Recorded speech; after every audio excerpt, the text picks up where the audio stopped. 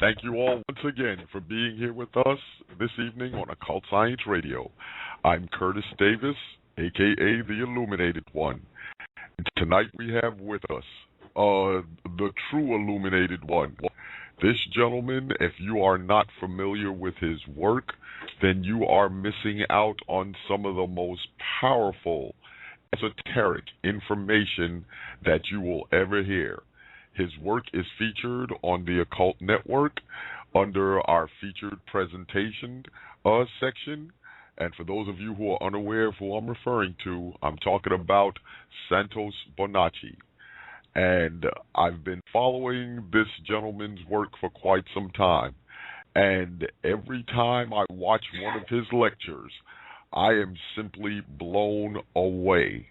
You know, he has taken the science of astrotheology to new heights. I've been doing this a long time, and I have never, ever, in all of my years, seen a master teacher bring astrotheology to light the way this gentleman has.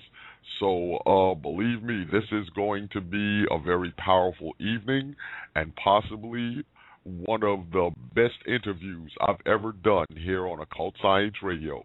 So I'm going to start off by thanking our sponsor, TON, the Occult Network. That's www.theoccultnetwork.com. And many people call us the Esoteric HBO or the Esoteric Showtime, and we wear that with a badge of honor.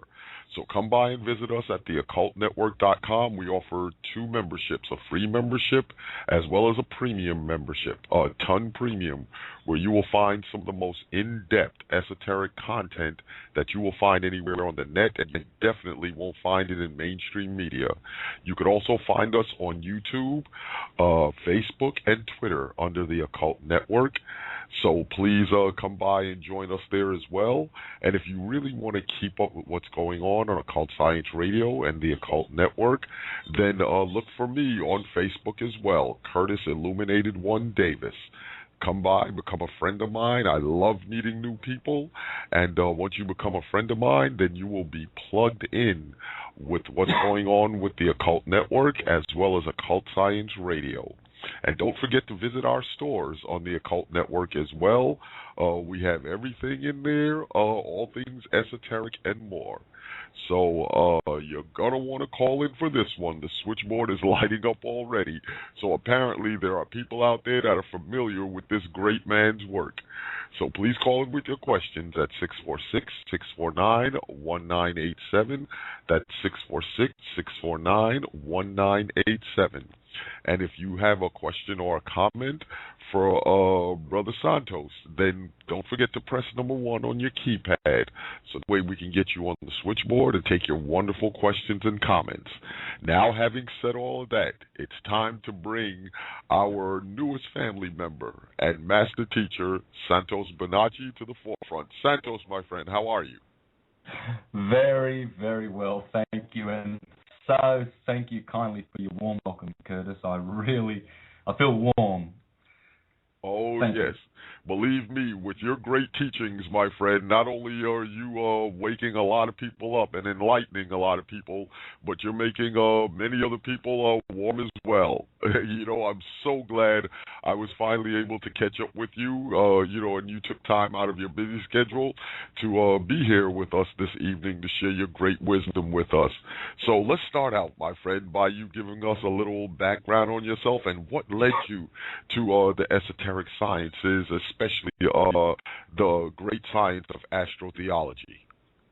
Yes, thank you very much. And it's a good question. I love answering this question because many people that I meet that have followed a similar path have a very, very similar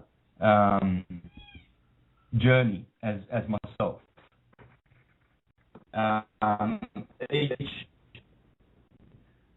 Each person that has expressed that their life has taken a similar path has been through what they call the fictional path, where you do some time, if you like, you do some time believing you have the truth. And you are allowed to be fooled by the universe for a short time to be tested to see whether you're really overturning every stone to find the truth. You see, some people say, oh, yes, we love the truth and we love Jehovah and we love the Jesus. But the moment you try to help them to understand deeper things about their own faith, and the moment you try to introduce scientific research which is verifiable and provable, these people run away. That's true. Now, my path was, I was a Jehovah's Witness, and I did some time. I was brought up a witness from the age of 4, I believe. My mother baptised me a Catholic. She was, they knocked on her door. She'd learned English because she came out from Calabria with her parents in 1956 to Australia.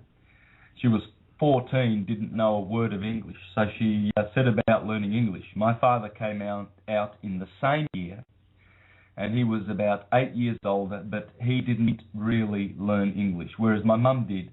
So she was called on by the witnesses probably 9 years after she came to this country, so her English was pretty good. And she accepted the Jehovah's Witness faith, so she brought me up as a Jehovah's Witness.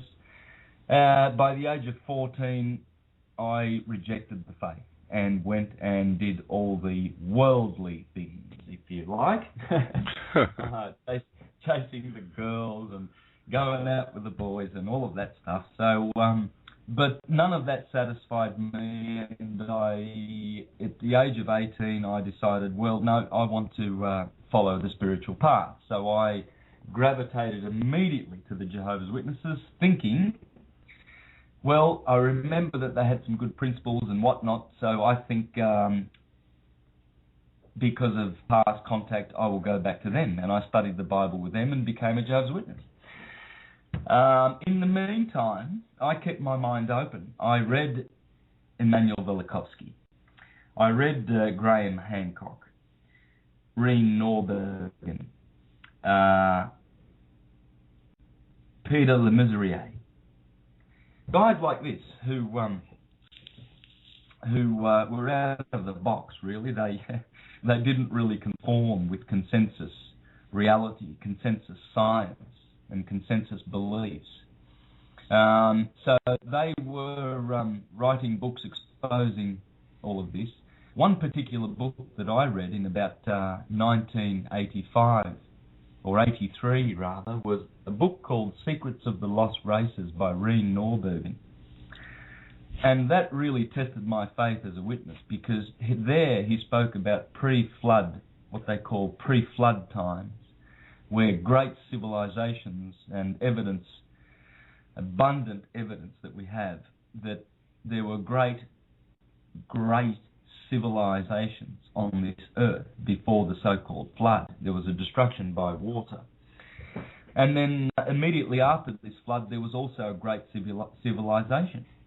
And he discussed what's called OOP parts, which are parts that are found, archaeologists find things like the Antikythera mechanism, the Baghdad battery, etc., and these parts don't fit. We're not supposed to be dealing in fine, exquisite electroplating gold, to 40,000 years ago. Because consensus reality, or rather Rome will have us believe that through their fictional religions, the Judeo-Christian paradigm which they have promoted for 2,000 years, they will have us believe that we've only been around for 6,000 years, and that it all started from Adam and Eve, and that it was a mystery who built the pyramids and all these marvellous stone artifacts. And so we are kind of, it's suggested to us really, and forced down our throats, this kind of new history, which just does not make any sense. There's none of it that makes any sense. So I kept my mind open, but I continued to do the fictional thing, and I believe that Jehovah's Witnesses had the truth. Then I started to, in the early 2000s, I began to become disillusioned and dissatisfied. And in particular, I was very, very dissatisfied. There was no spiritual growing. I was not satisfied spiritually. I just couldn't get enough. You go to the meetings every Sunday and it's like a repetition of last week's meeting.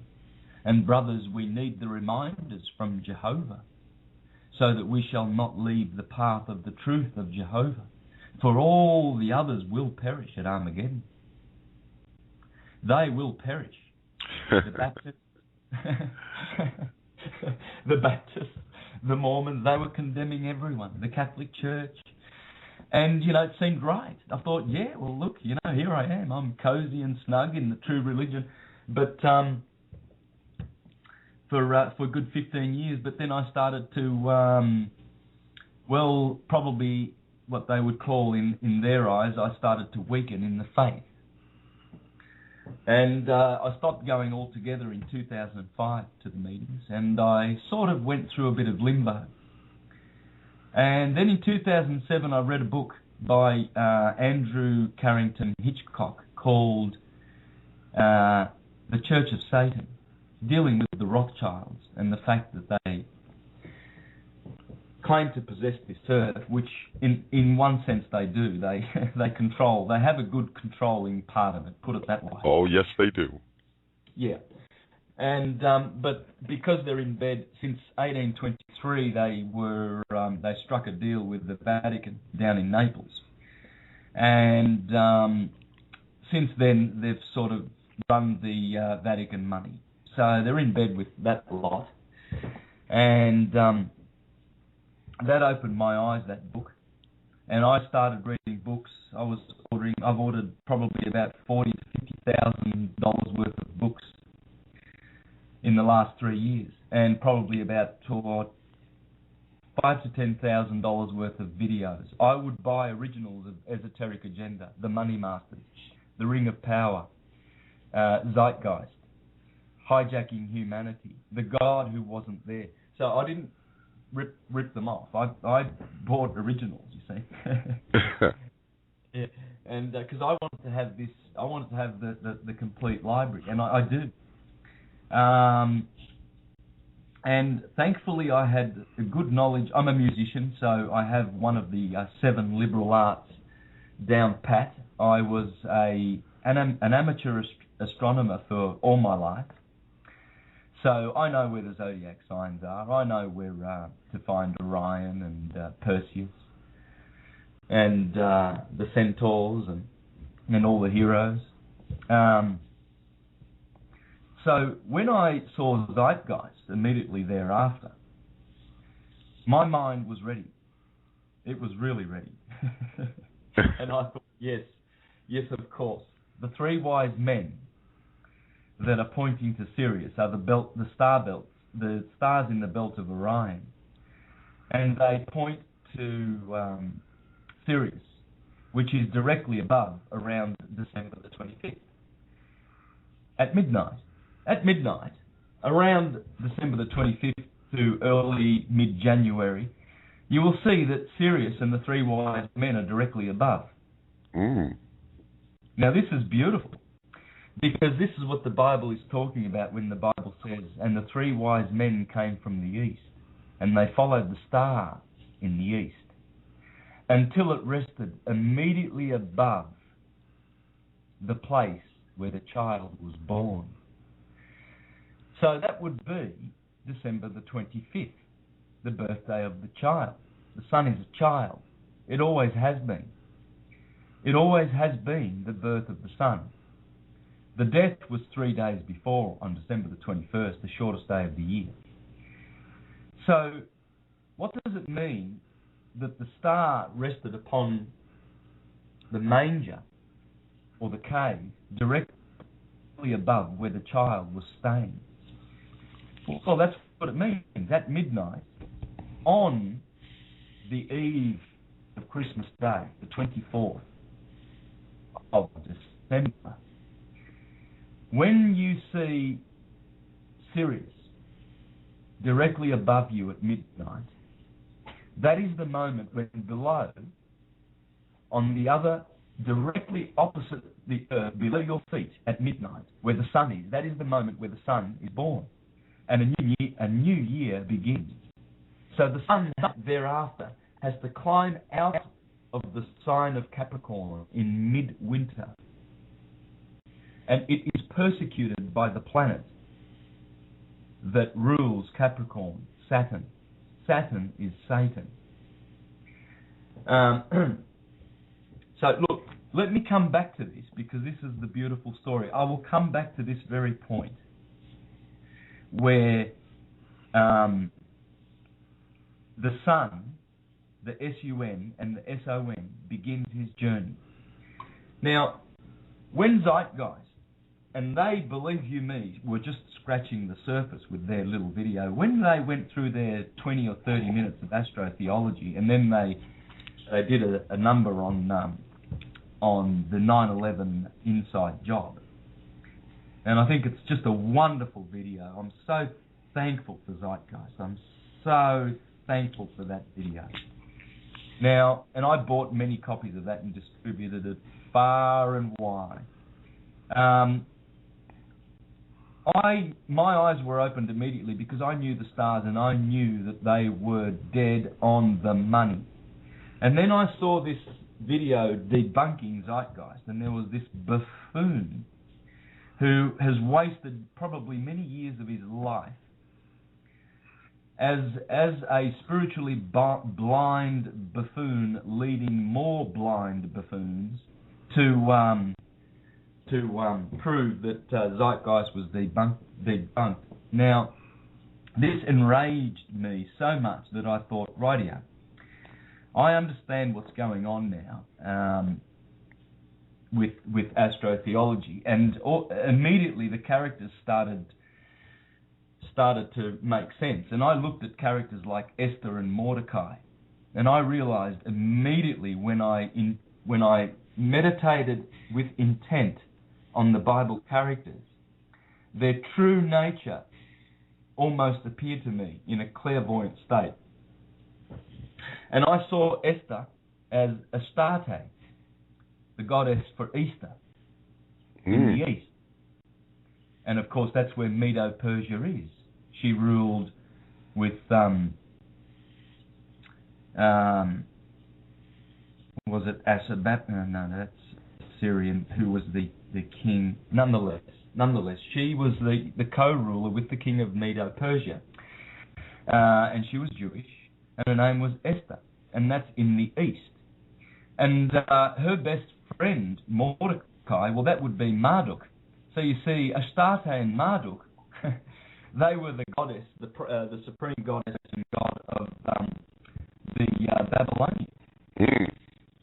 And they found their way in the Jewish repertoire. And then Abraham and Isis and Ra and El, Israel. So Elohim and Elios, the sun, made their appearance in the scriptures. And I immediately understood when the characters did their little journeys, like Samson, for instance.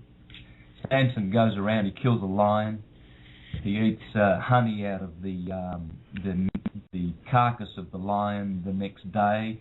He pulls the two posts of Gaza out. He burns fields of the Philistines with 300 foxes with their tails lit. And all of this was symbolism. I saw it immediately. I could understand it's the sun. It's talking about the sun. You see, when the sun burns the fields with the 300 foxes, that happens around May, when Sirius begins to... they say that the light of Sirius and the frost in the morning burns the plants. And so they have this particular festival, you see. It's all a nature-worshipping, nature-adoring and nature-respecting festival. And you see, Samson is betrayed by Delilah. He has 7 braids of hair. Well, the sun's called the 7-rayed god. So there you see 7, the number 7 appearing. And he gets betrayed, and he puts his hands down in the temple of Dagon. He puts one hand on one pillar and one hand on the other, and he brings down the whole year on the 21st of December. It's talking about the sun. It's all symbolism for the sun. So all the characters were illuminated to me, in my mind. So I thought to myself, well, look, here's this buffoon trying to debunk Zeitgeist. And so I have made videos that are so scientific and accurate in terms of astrotheology. And I show the science. So, in other words, I show how the listener or the watcher of the videos, the viewers, can actually acquire the understanding for themselves. So, in other words, I teach you how to fish. I don't give you fish. And I found that a lot of astrotheologists out there were giving fish to people because they don't even understand the science behind it. They don't know the holy science. Now, you must understand the holy science. The holy science was developed in Egypt many, many thousands of years ago. And it was highly refined and highly developed, and they knew every position of the constellations of the heavens, and they knew the seasons below.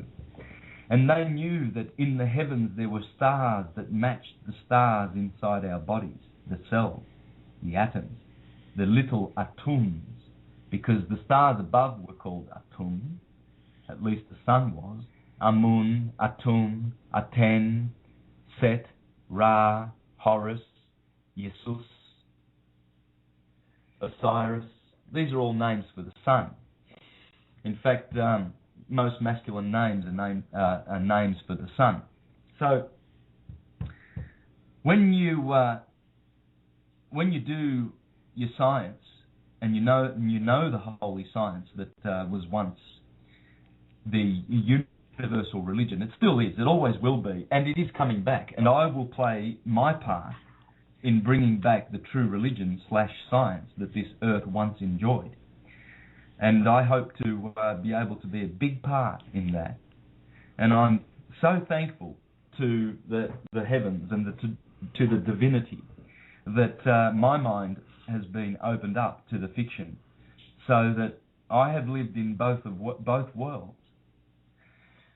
And so with my videos, it can't be refuted that astrotheology is the origin of the Bible. It simply can't be refuted now, because it's based on the science of the journey of the sun.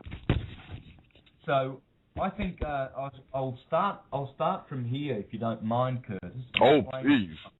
Yeah, I'll explain this science. Then I'll go back to the mythologies and show how the sun is born on the 25th of December, and all of the dates thereafter correspond with Jewish Christian dates, which, by the way, Jewish and Christian religions are true religions. They're true religions. But the Judeo-Christian paradigm, that is a fiction. The Judeo-Christian rubbish that they spew out of our churches, our corporate churches, that is neither Jewish nor Christian. Because Christianity means the religion that is based on solar knowledge. And the Jewish religion is Elohistic or Jehoistic. So they follow the knowledge of Jupiter and Saturn, mostly. They are Saturnian and they are Jupiterian. Now, they are Saturnian because they are Elohistic. El is Saturn. It's also the Sun. You see, they are twin brothers. Saturn and the Sun are twin brothers. One is the ruler of electricity in the solar system, and the other is the ruler of magnetism. Saturn is, in astrology, is known as cold and dry. That is the antithesis of heat and moisture.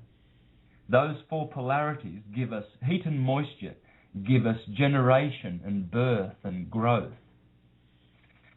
Heat and dryness, also cold and dry, give you sterility and disease, and the opposite of growth, death. That's why Saturn is the god of death, and he holds the sickle in his hand, and he is the Grim Reaper. Because his planet actually is the reverse of the benefic, healing, and prosperous, beneficent rays of the sun. You see, the sun is our Lord, our El Lord. And the sun provides us with three things, which all begin with El. Love, light, and life. It's the source of all of those things. So when the rays of the sun bathe us, every atom of our body rejoices. Our soul is bathed in photons. This is why we should strip ourselves naked and lie in the sun's rays as much as we can, to be bathed with those vitalizing little atoms, those electrons and protons which come from the sun. Now, Saturn does the opposite of that. Now, that's not bad. It's not evil. It's just nature. The sun must be resisted.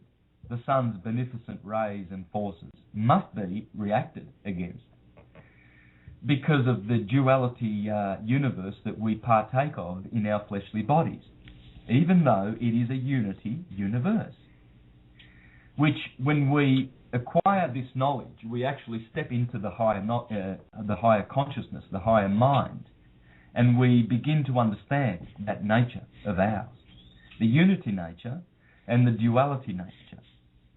So the sun does its part. It keeps the life forces going in our solar system, and we continue to awaken every morning with the beneficent rays of the sun. And then at night, Saturn rules and takes over. We go to sleep. We go within.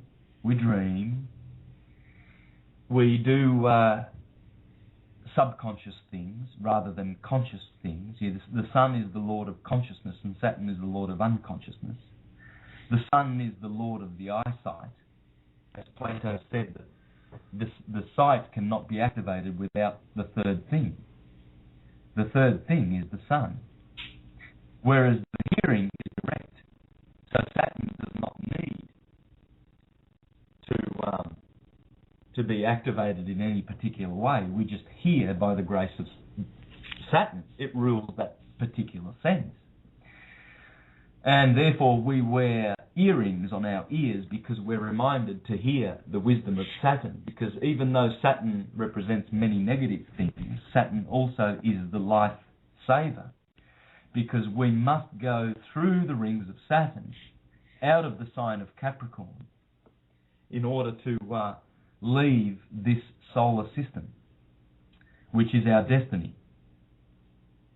You see, humans are in the middle kingdom where their destiny is now to look up at the stars with their eyes and contemplate what their true nature is. You see, in the Holy Scriptures, in the Psalms, it says, David says, when I look up and behold the star-lit night and the glory and the works of your hands, I rejoice. Because when you look up, you can only see one thing. You can only see celestial bodies. And those bodies are the physical components of the spirits that are inside those bodies and the psyches and the minds of those entities, those archangels. They are simply higher order creatures than we. But it is through those that our souls must go through in order to go back to cause. So we begin to learn this as humans because we look up and notice them. No animals notice the stars. They can't. They cannot contemplate the stars. There is not an animal, not a chimpanzee or a bovine or an equine or a canine or a feline or any animal that looks up and says, look at those stars. Now, what are they? Only the human can do this. And I don't like to use the word human because, well, human being in legal terms is a beast because they consider us as beasts. But we are wonderful divine creatures. And when we notice the stars, then we begin to realize, and we must learn the science of the stars. Because that's where we have to go. We are young stars. And for this reason we call our children youngsters. Because that's what they are. And in our language we will find that the truth of our religion, which is the religion of the stars. This is why we go to a pastor to learn about God, because he is standing for the stars. That's what pastor means. A star teacher. Minister, a teacher of the moon and the stars. Elder, a teacher of El. El is Saturn, and Saturn has the highest of the laws, because Saturn takes 30 years to do a revolution, an orbit. Therefore, he gets rulership of all the visible wanderers of our solar system, and there are 7, the Sun and the Moon, Saturn, Jupiter, Mars, Venus and Mercury. They are the 7 Elohim. And we can see those with our eyes. Therefore, out of those 7, Saturn, the one who takes 30 years to orbit, he gets the top position. He's the boss. But of course, Jupiter is Zeus, and he takes 12 years. Now, in the mythologies, he took over from his father. In fact, he castrated his father, just like his father castrated his father, Uranus, which is the 8th planet, the 8th sphere, and Uranus means the heavens. So once we go out of the rings of Saturn, we go back to the heavens. So we need to go through these orbs. These 7 orbs relate to the 7 chakras, the 7 latent powers that we have been given to activate.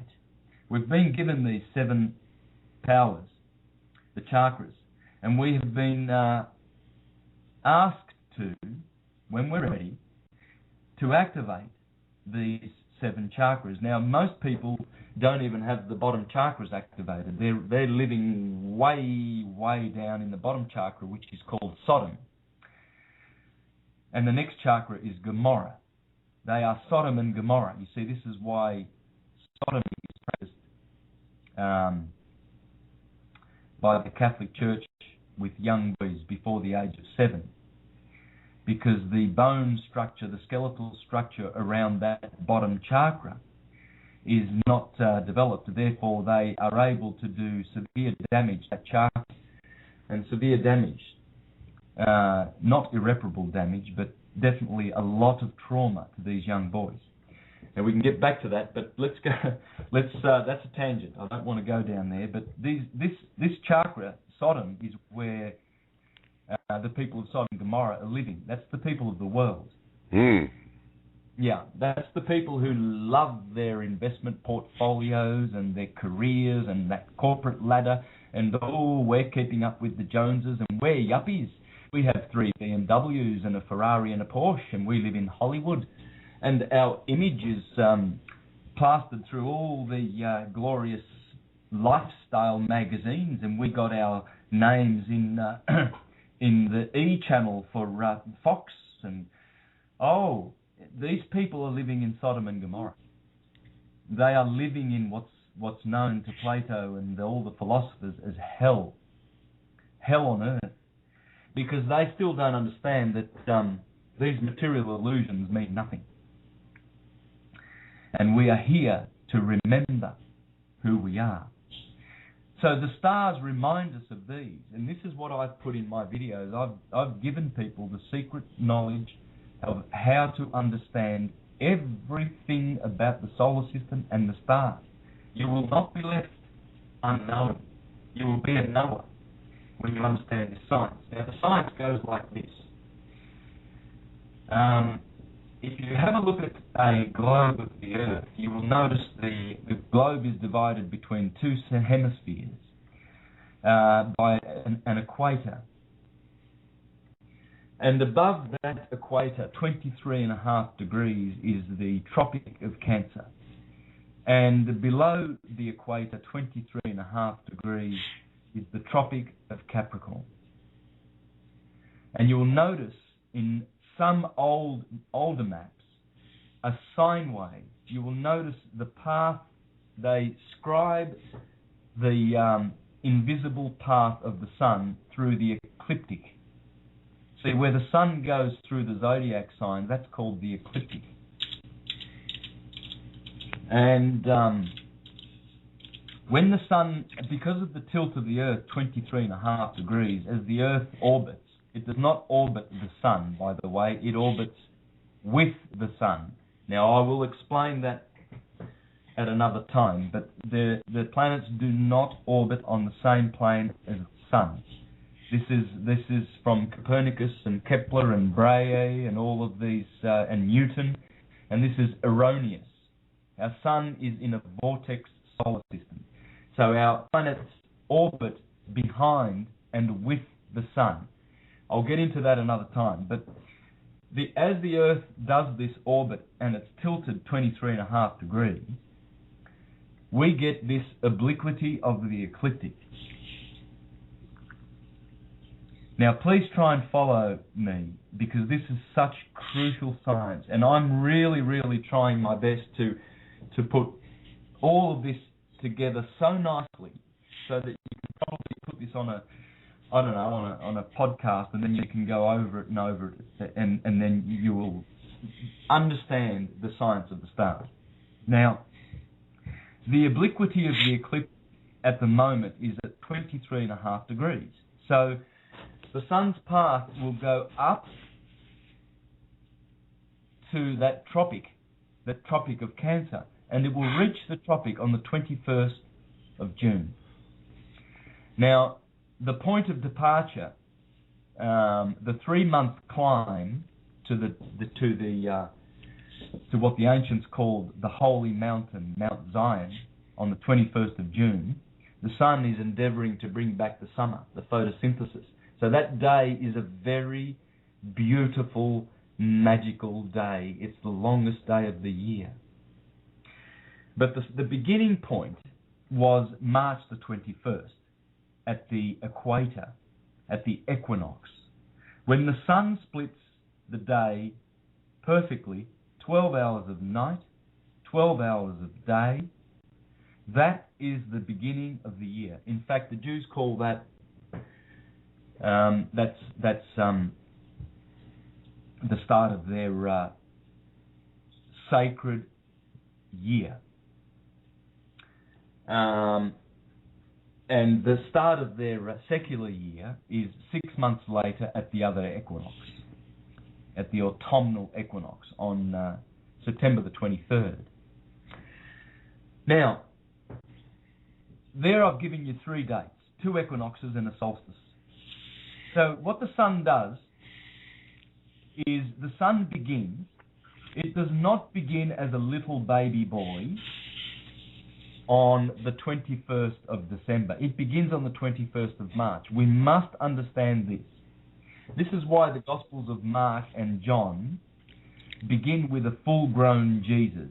They do not begin with a nativity scene of Jesus in the manger, because Mark and John take their starting points from March the 21st, the equinox, whereas Matthew and Luke begin with December the 21st, when the Son is born in a manger, and he's a little boy, and then he's 12, and then he's 30, and he begins his ministry.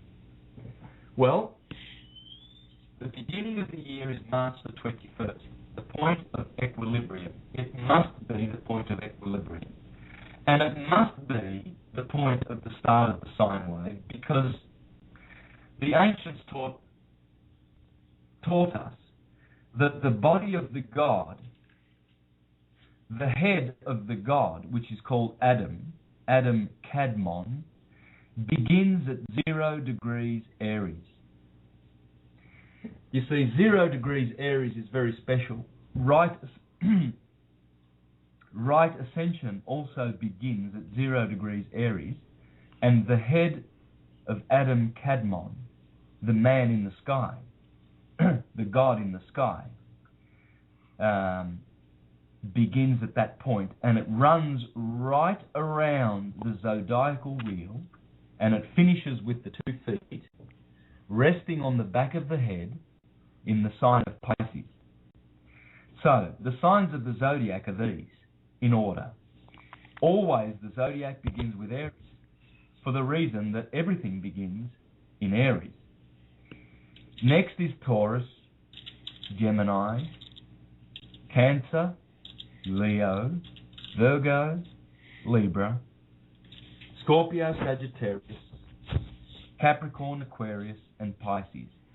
Now, the body, you will notice, if you place a body in those signs and you remember the animals and the characters that rule those signs, you will notice some correspondences.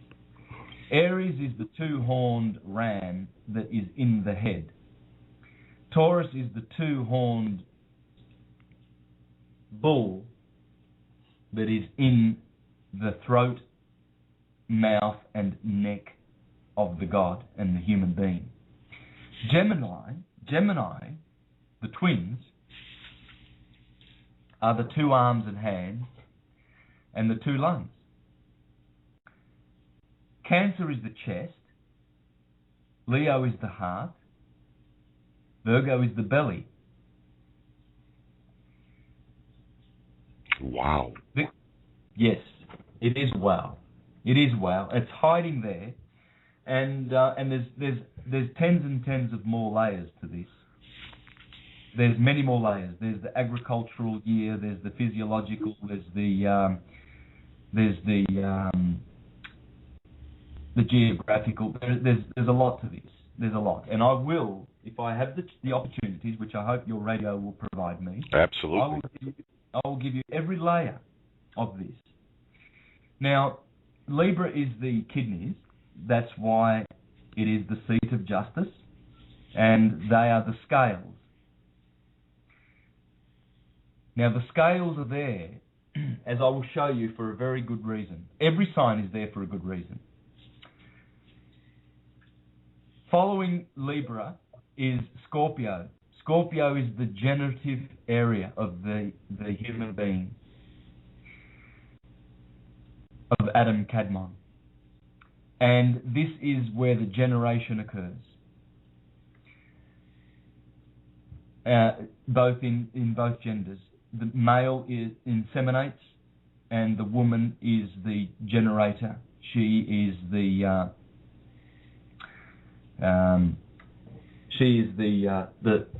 she grows the body, and the male provides the spirit. It's spirit and matter. You see, the male is the pater, and the mother is the mater. Material, matter, mother, these are all the same word. Pater, father, spirit, pattern, these are all the same word. You see, in the universe there are patterns and matter. So the spiritual patterns inscribe themselves on the matter. So in that sign of Scorpio, Scorpio is very, very important for this. It provides all of the growth. It is the sign that gives that particular kind of growth to solar bodies everywhere in the universe. And this is the great science that was left to us, and we've forgotten it. And now we are remembering these things. And it's such a beautiful science. Following Scorpio is Sagittarius, and it rules the upper thighs and the liver. It's a fire sign, and the liver requires fire. Just like the heart is a fire sign, and the heart, Leo, requires fire. And the head, Aries, the brain, is an electrochemical computer. So it also requires fire. And fire, why do those three signs require fire? Because fire is electric energy. Those organs, those parts of the body, which are right on cue in the zodiacal man, they are the fire signs. Aries is fire cardinal. Leo is fire fixed, and Sagittarius, which rules the liver, is fire mutable. So the design is perfect. We need electricity, and I'll explain why in those organs. Well, I already have explained why the mind needs electricity, the brain, where Aries rules, and that's because it's an electrochemical computer. So it needs electricity. So right on cue, electricity is provided for in that area of the mind, because that belongs to the rulership of Aries. No other sign can take that place in the head. And this is why astrology must be understood in this particular way, because you cannot replace the sign that begins on March the 21st. It will always be Aries. This is why astrologers urge to say that Arians are now Pisceans, because of the 30-degree slippage of precession. They are incorrect. They are erring in this respect. Aries will always be in the sign of March and April. Now let's continue with Adam Kadmon. I will try and complete all these wheels so I can refer to them. So if I lay down this science in this particular interview, Curtis, then we can always refer to it. And we'll always understand when I refer to perhaps Libra. People will always now associate it with kidneys, because they know that in the body, that's where Libra is. It has that rulership. All right, so that's why I'm going through this. Now, Sagittarius rules the upper thighs and the liver. Capricorn is the knees, and it rules the skeletal body. Aquarius is the shins, and it rules the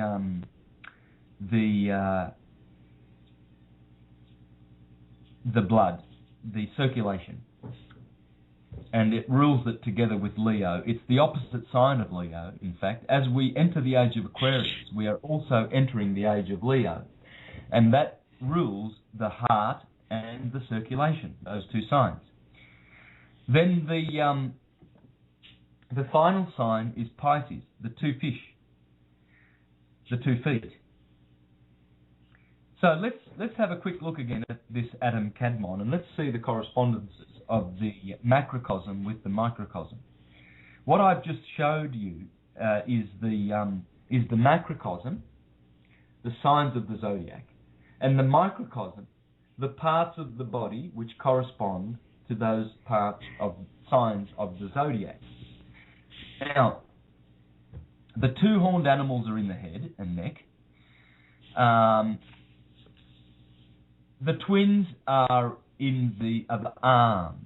Now, we live in a Roman-controlled world which has encouraged the use of the right hand, dexterity, over the use of the left hand. They have discouraged the use of the sinister hand, the sinister arm.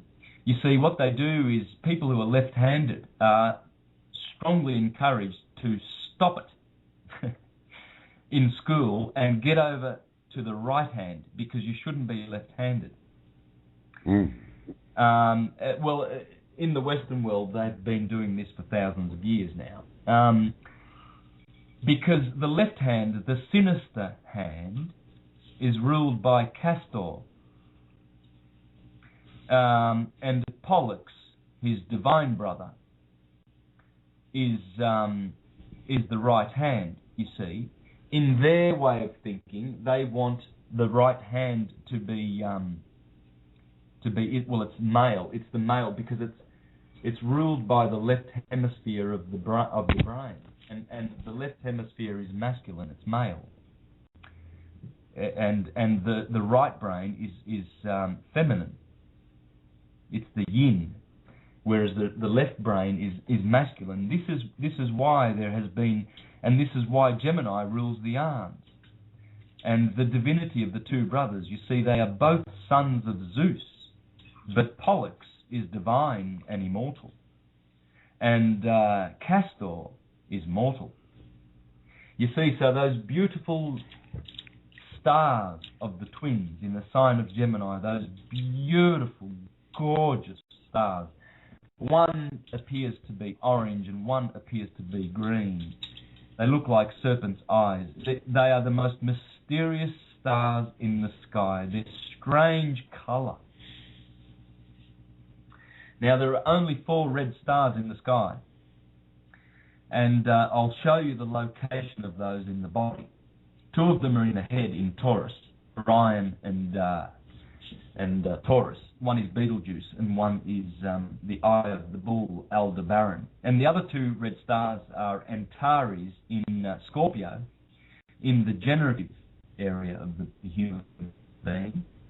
And the other one is Arcturus in Bootes, Virgo, the belly, which corresponds to the solar plexus.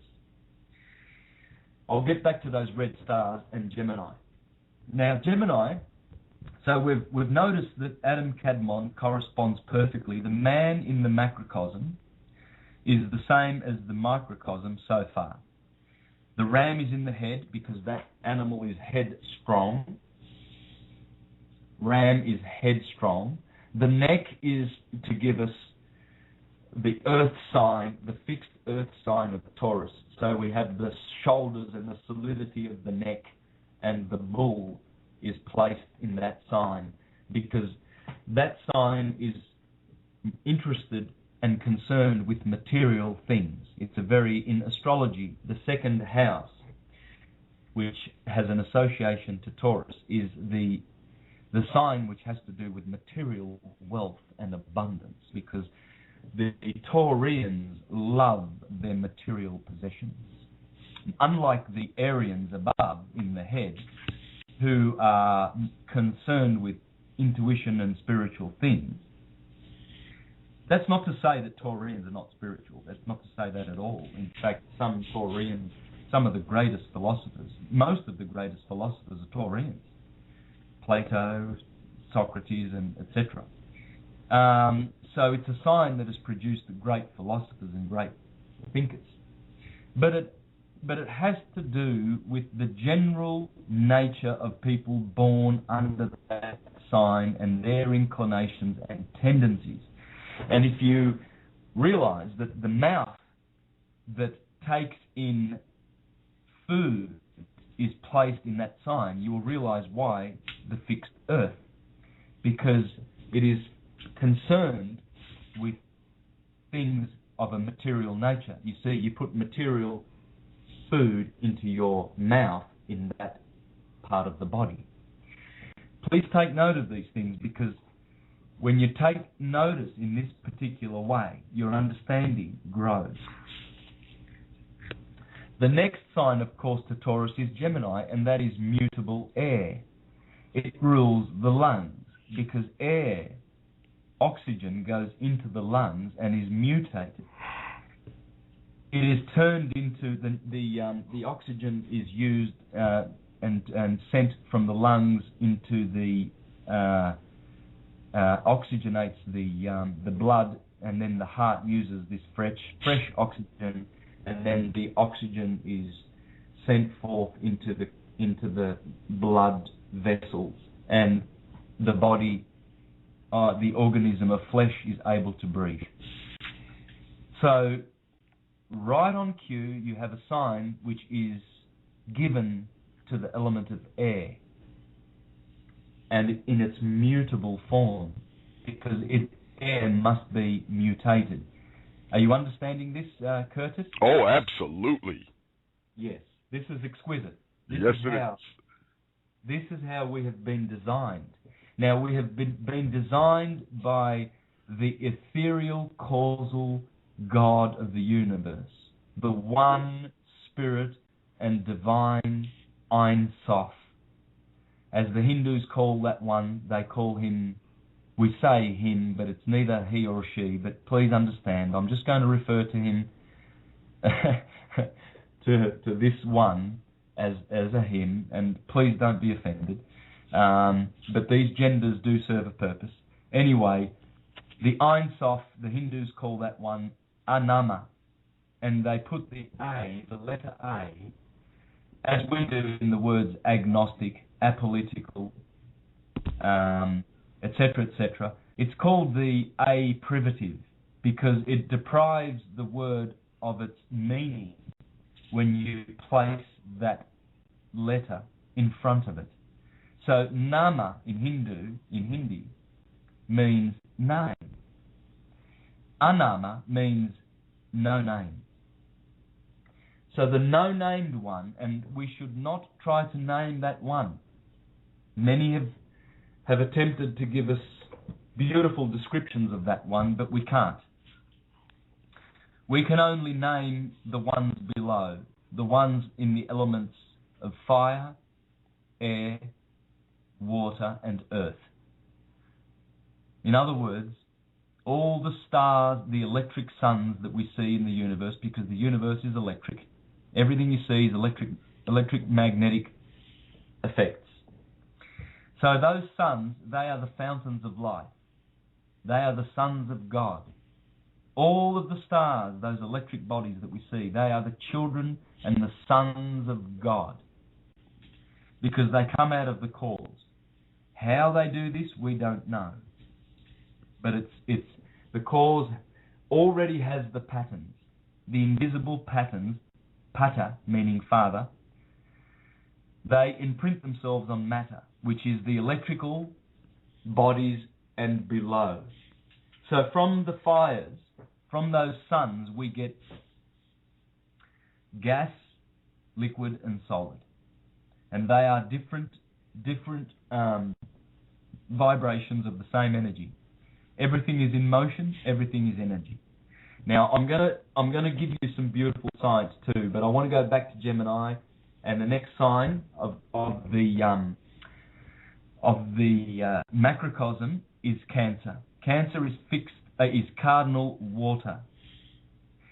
Cardinal water is very important because out of that sign is the breast, and the mother feeds her children from that cardinal water. That's the milk. But she generates her children from the fixed water in Scorpio. That's her womb. See, generation happens in water. water is magnetism. Remember I said electricity is fire. So fire is being provided in the head, Aries, for our electrochemical computer. It's being provided in a fixed state in the heart, so cardinal in the head, fixed in the heart, and mutable in the liver.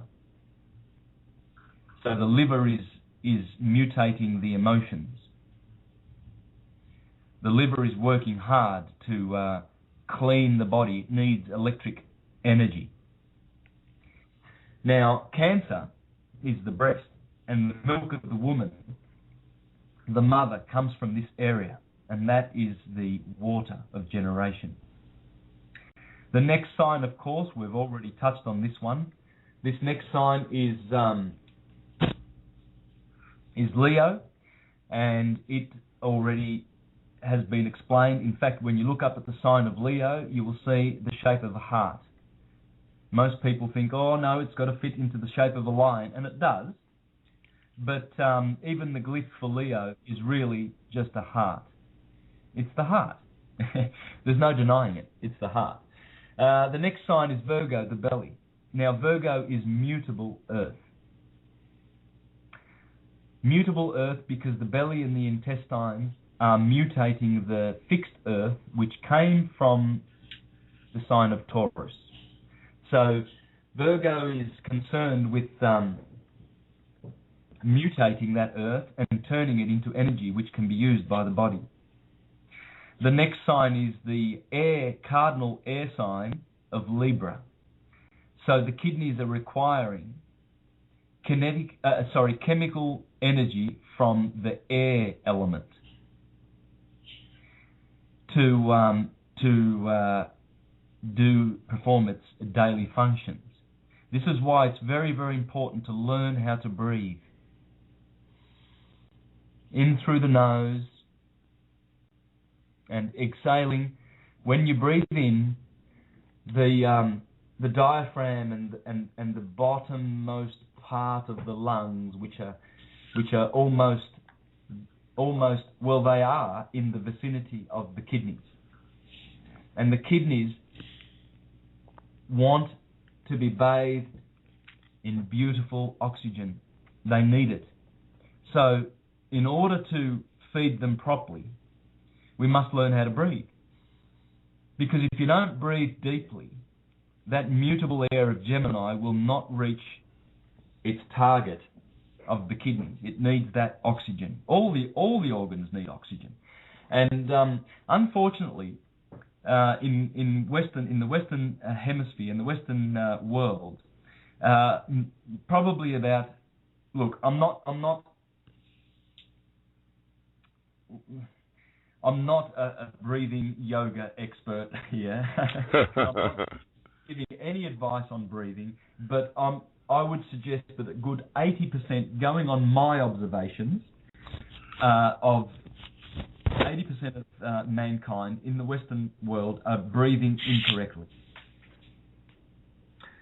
They're not breathing properly. I can see it. I walk past people. All I have to do is just walk past people and look at the way they are breathing, and I can tell that they are breathing in a very, very shallow manner, and it's very, very unhealthy.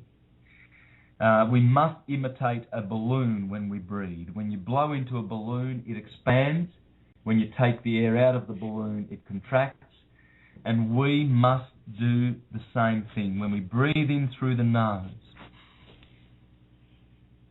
we should feel our body expanding all the way down to the feet. And then exhaling, and the stomach goes in.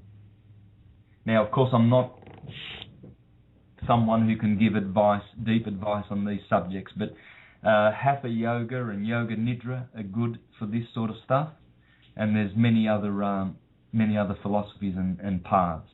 They are all paths dealing with the same science. Hinduism, Buddhism, Hermeticism, Christianity, Judaism, they are all saying the same thing, the same science, and I'm proving this in my videos. I'm syncretizing all of these paths and showing their commonality so that we can be united as a family once again and speak the same language. Because what I'm saying to you today, I could easily tell you in the Italian language because I speak Italian. I could tell you the same things in Spanish because I speak Spanish. But what they are just languages. You can say the same thing in any language. And that's why you can say these things using the Christian modality. I can teach this wisdom using Christianity as its sole basis. I can teach this using Hermeticism, and ignoring Christianity. So, because this is the one and only science. Astrology is the mother of all the sciences, and unfortunately, many of the astrotheologists have failed to see the importance of this.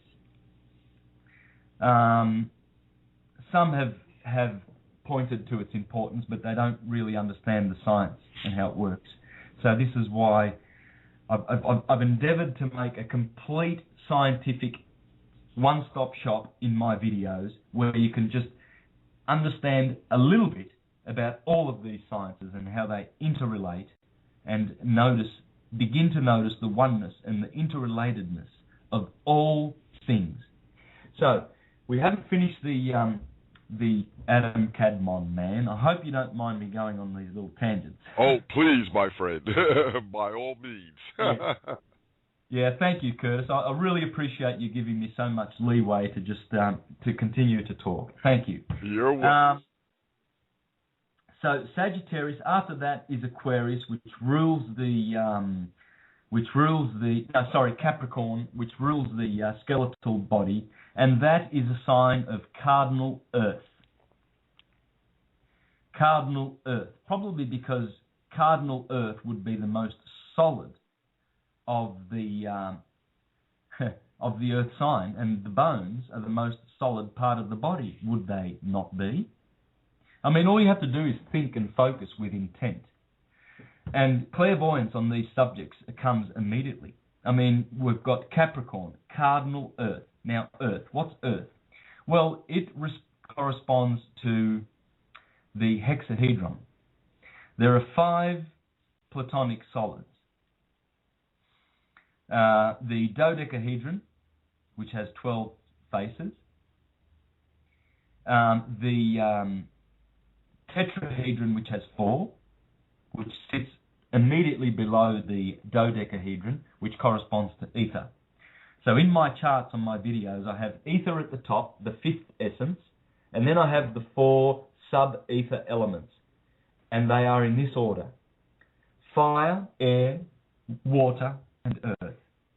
Fire is radiance, air is gas, water is liquid, earth is solid. Ether is the dodecahedron, 12 sides. Fire is the tetrahedron, 4 sides. Air is the octahedron, 8 sides.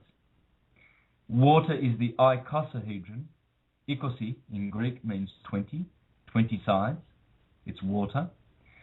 And right at the bottom we find Earth. And guess how many sides Earth has? It's the hexahedron. Hex is 6. And hex is a bad word. Have you heard of when evil people put a hex on someone else? Oh, yes. Yeah, well, see, Saturn rules Capricorn and Earth rules Capricorn, and that's the hex.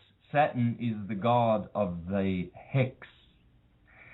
And in fact, when you look at NASA images of the North Pole of Saturn, you will see a hexagram.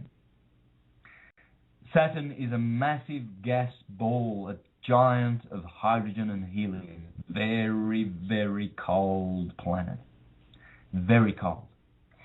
And at its north and south pole, it has a hexahedron, because it resonates with the hexahedron energy. It is cubical. And in fact, that's why the Muslims have their black cubical pilgrimage stone at is it called Kaaba? Yes.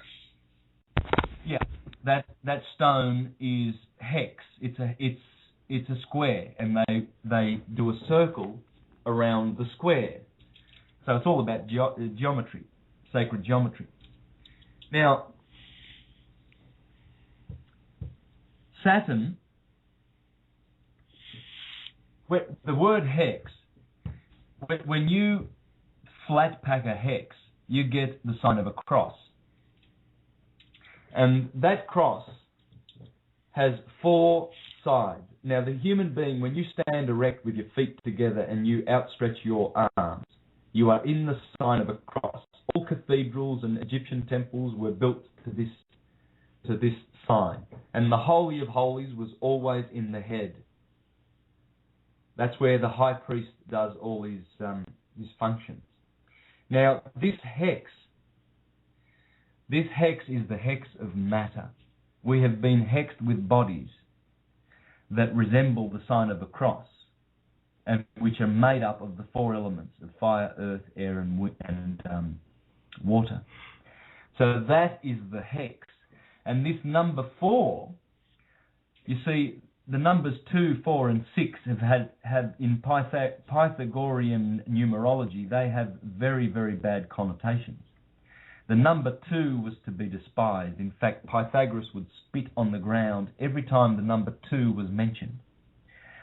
4 is a number of evil. In my wife's country, Japan, the number 4 is pronounced shi.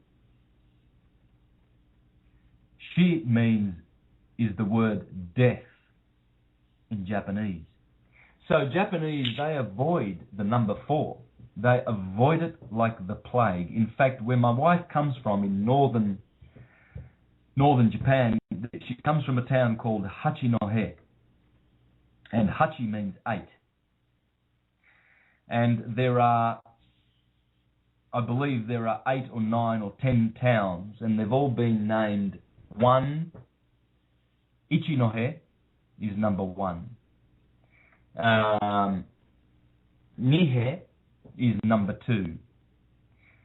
Ninohe is number 2. Sannohe is number 3. And my wife's town, where she was born, is Hachinohe, number 8. Now, there is no number 4. They go from 3 to 5. Because they avoid the number 4. There is no Shinohe. No one would live in that town if they called that town Shinohe, because that would be the town of death. So they avoid that number like we avoid the number 13. And that is because when the human being is outstretched, he has 4 points. And those 4 points are the 4 of the evil number of 4. And 6 also is the number of evil because it's 666. Carbon, 6 protons, 6 neutrons, 6 electrons. And we are carbon organisms. This is the number of the beast, the number of man. So this is why those even numbers, which are feminine, odd numbers are masculine, this is why they are cursed. In occultism, they're not cursed. That's why they are considered to have very, very powerful negative attributes. So whereas 1 is the number of the oneness, and oneness is purity, and everything springs from the 1, then the next masculine number is 3, and that is the triangle, the equilateral triangle, which are the 3 points of the Godhead, the Father, the Son, and the Holy Spirit. Thought, speech, and action. And then, of course, 5 also has is a number of perfection, because it, in occultism, has to do with the 5 points of nature: the seed, the fruit, the seed, the flower, the fruit.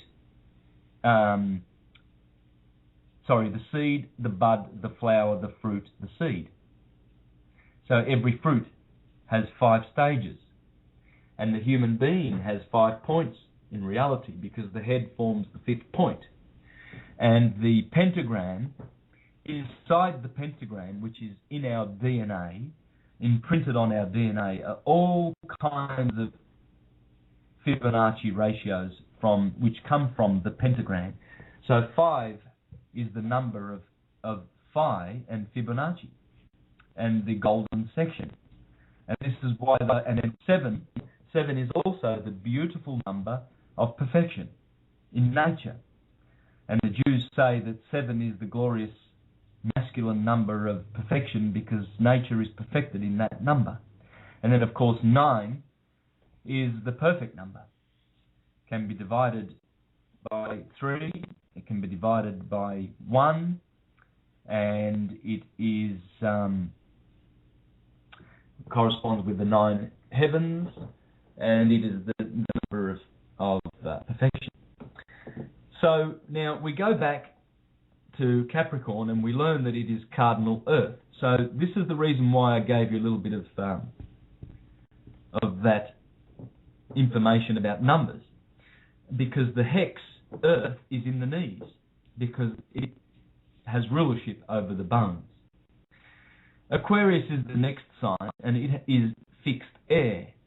So it is the air that is the oxygen that is in the blood circulation. And then, of course, Pisces is mutable water. Well, that rules the nervous system, and that is the water system of the body. And of course, our feet, water is magnetic. It's magnetic energy. Let me explain this. Earth is electric energy. Air is chemical energy. Water is magnetic energy, and Earth is kinetic energy. So the water in the feet of Pisces, the mutable water in our feet, is actually connecting with the kinetic energy of the Earth in the ground that we are walking on. You see, we are a magnet, and we are standing on our feet, the Pisces, for a reason, because that is the magnetic connection to the kinetic Earth, whereas our heads have electric Aries at the very, very top, which connects to the chemical energy of the gaseous air above our heads. So everything in this science makes sense.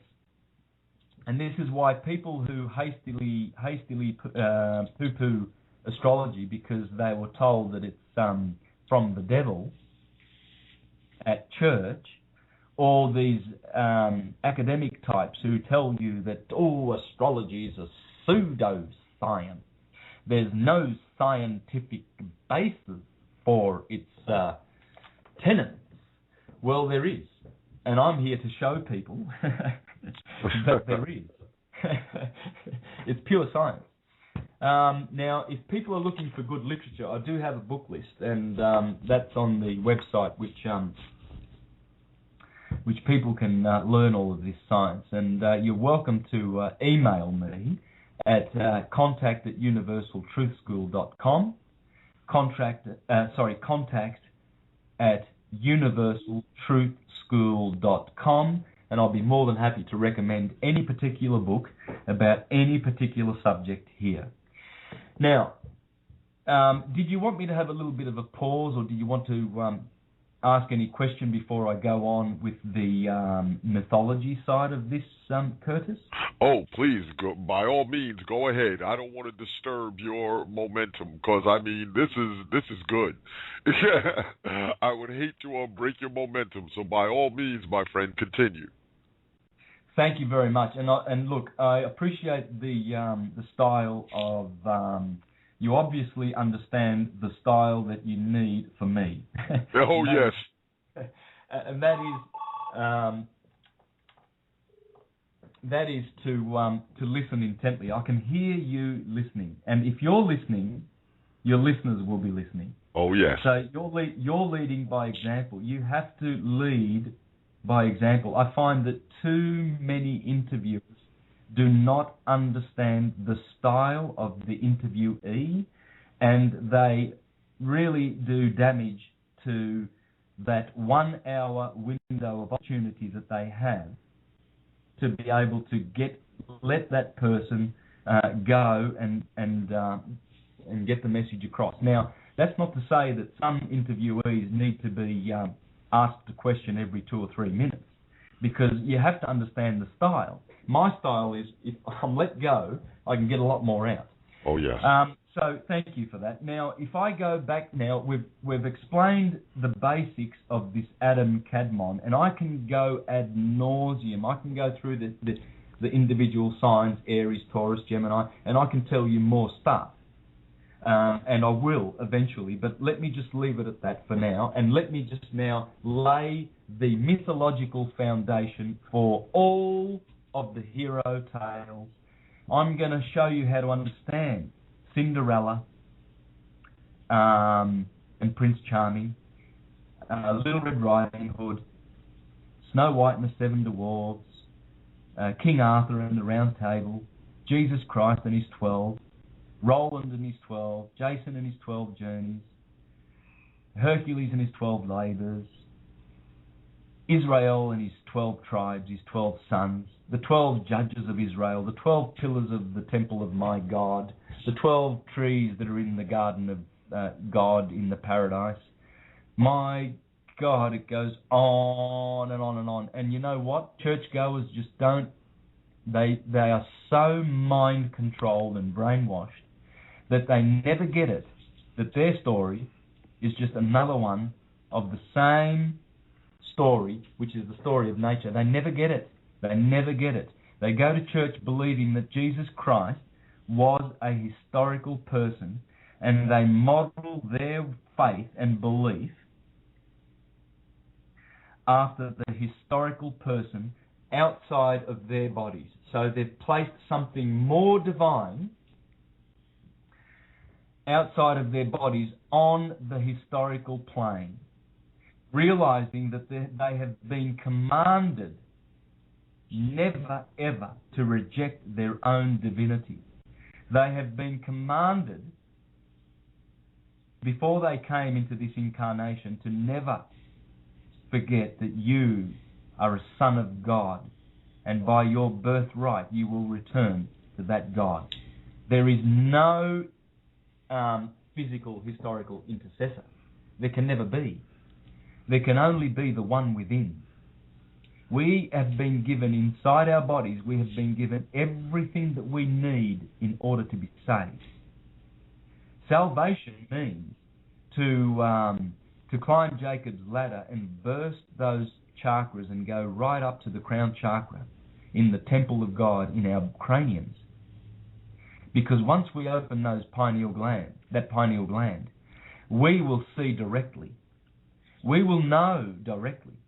We will not be in the land of believers. See, belief is for fools. Oh, I believe that Jesus was a Galilean, therefore he was a Gaul, therefore he was white. Oh, I believe that Jesus was a Jew, therefore he was black. Oh, he was a Nazarite. No, he was an Israelite. He was a Jew, he came from David. And we get all these stories. Well, he's everything, because the hero is you and I. And we are, all of us, the children of Israel. I'm of the tribe of Gad, which is Aries. I was born on March the 4th. So I'm Aryan. I'm one of the tribes of Israel. The Geminis, the Jews are Leos, because that's the lion of the tribe of Judah. And so on, so forth. Dan is Scorpio. The Danites. So here we are. We are the children of Israel. So when you go to church and you hear about Jesus having 12, look, there's no hero out there that has 11 disciples or followers, okay? Let me get this right. Let me get this across. There's no 11 and a half or maybe 12 and a half or 13. It's always perfectly rounded out to 12. Are we getting it? Are we getting the point? Are we being sort of pointed and prompted to look for something that we are not looking at, that is obvious, that is supposed to be obvious? Is the number 7 and 12 in the Bible there for a reason? Because it's saying, please don't read me like any plebeian buffoon would read me. Read me with your spiritual mind. Understand what is written in these pages. Understand that this is the language of the stars. It's all astrotheology. It has to be. It can't be the language of a fiction. It can't be a language that is revealed by how do they call their theocratic God, these Judeo-Christians? They call him an interventionalist God. He sort of jumps in and he goes, oh, here we go, I'm going to destroy Sodom and Gomorrah. Bang. Whoops, hang on a minute. Noah, build an ark, I'm intervening. I'm going to bring in a flood. This is buffoonery. This is buffoonery at its best. And the clowns that are teaching this rubbish are the priests and the clergy. And they put themselves on this platform and they condemn themselves more and more and more to the life of hell that they are living in this world by teaching these blasphemies and stupidities to people who are looking, some sincerely are looking, really, to find the truth of this mystery, this Maya, this illusion of the material world, and how to understand the reality, how it truly is. And unfortunately, these clever elites who fund these corporate Christian churches, they are very, very clever in deceiving mankind and giving them a false Messiah. They are, in fact, the Christ that the Bible talks about. The Bible says that the Antichrist would stand up at the time of the end.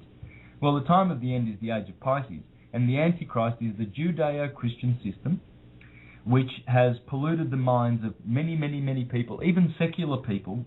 When you start telling people that there's no proof that a historical Jesus ever lived, even they are so mind-controlled that they can't grasp the fact that they've been lied to.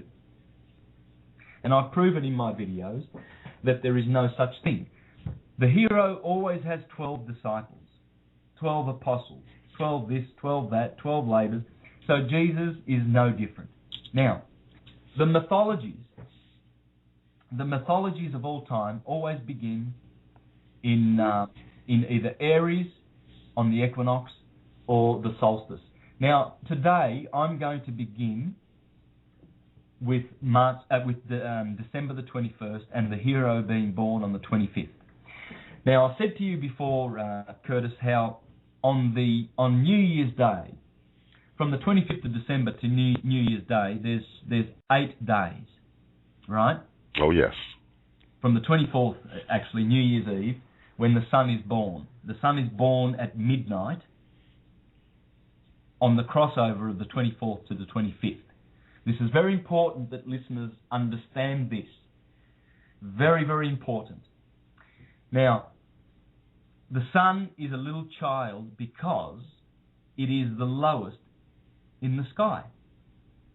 It has hit the winter solstice. And Sagittarius, the guy with the arrow, the last day of Sagittarius is the 21st of December. So the sun, figuratively, gets the arrow. Jesus gets a spear in the side. Jesus gets a nail in the foot.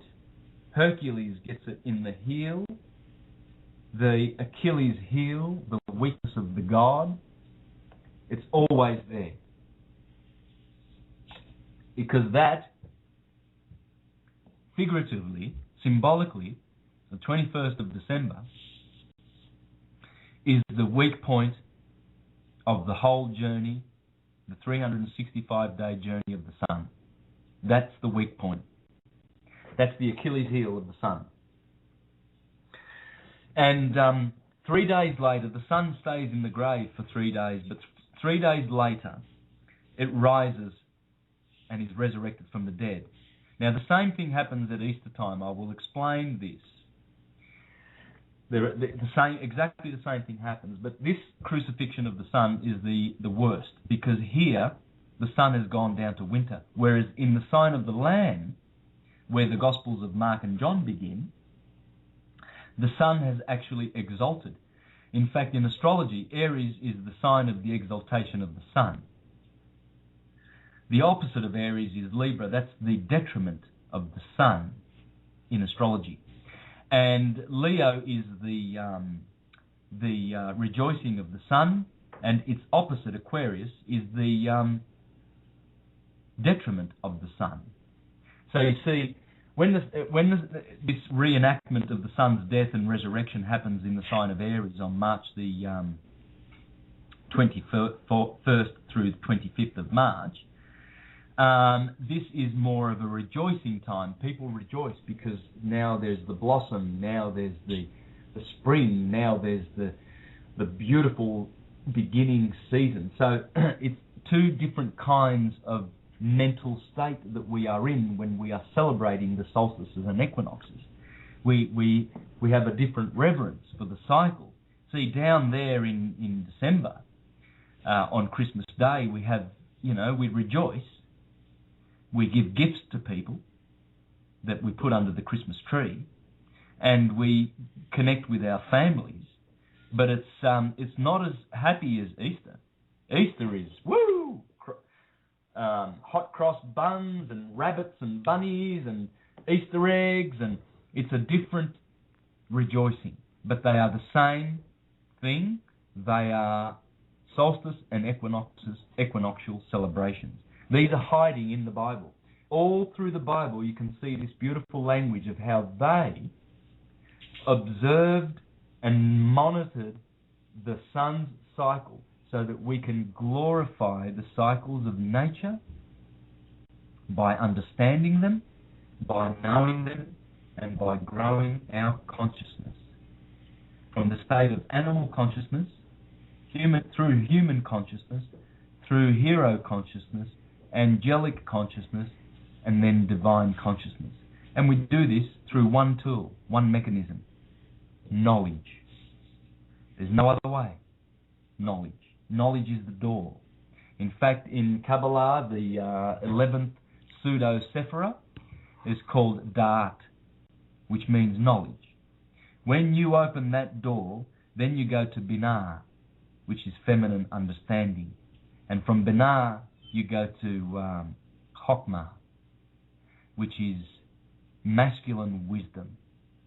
And then from Chokmah, you go back to the cause, the crown chakra, which is Ketha. And when you take away the K, you get Ether.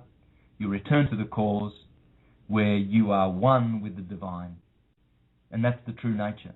We never need to fear the Illuminati and the evil elite and the people who are dumbing us down and immunizing us and fluoridating our water and prosecuting us through their evil, illegal and unlawful courts and their jail system, which is a business.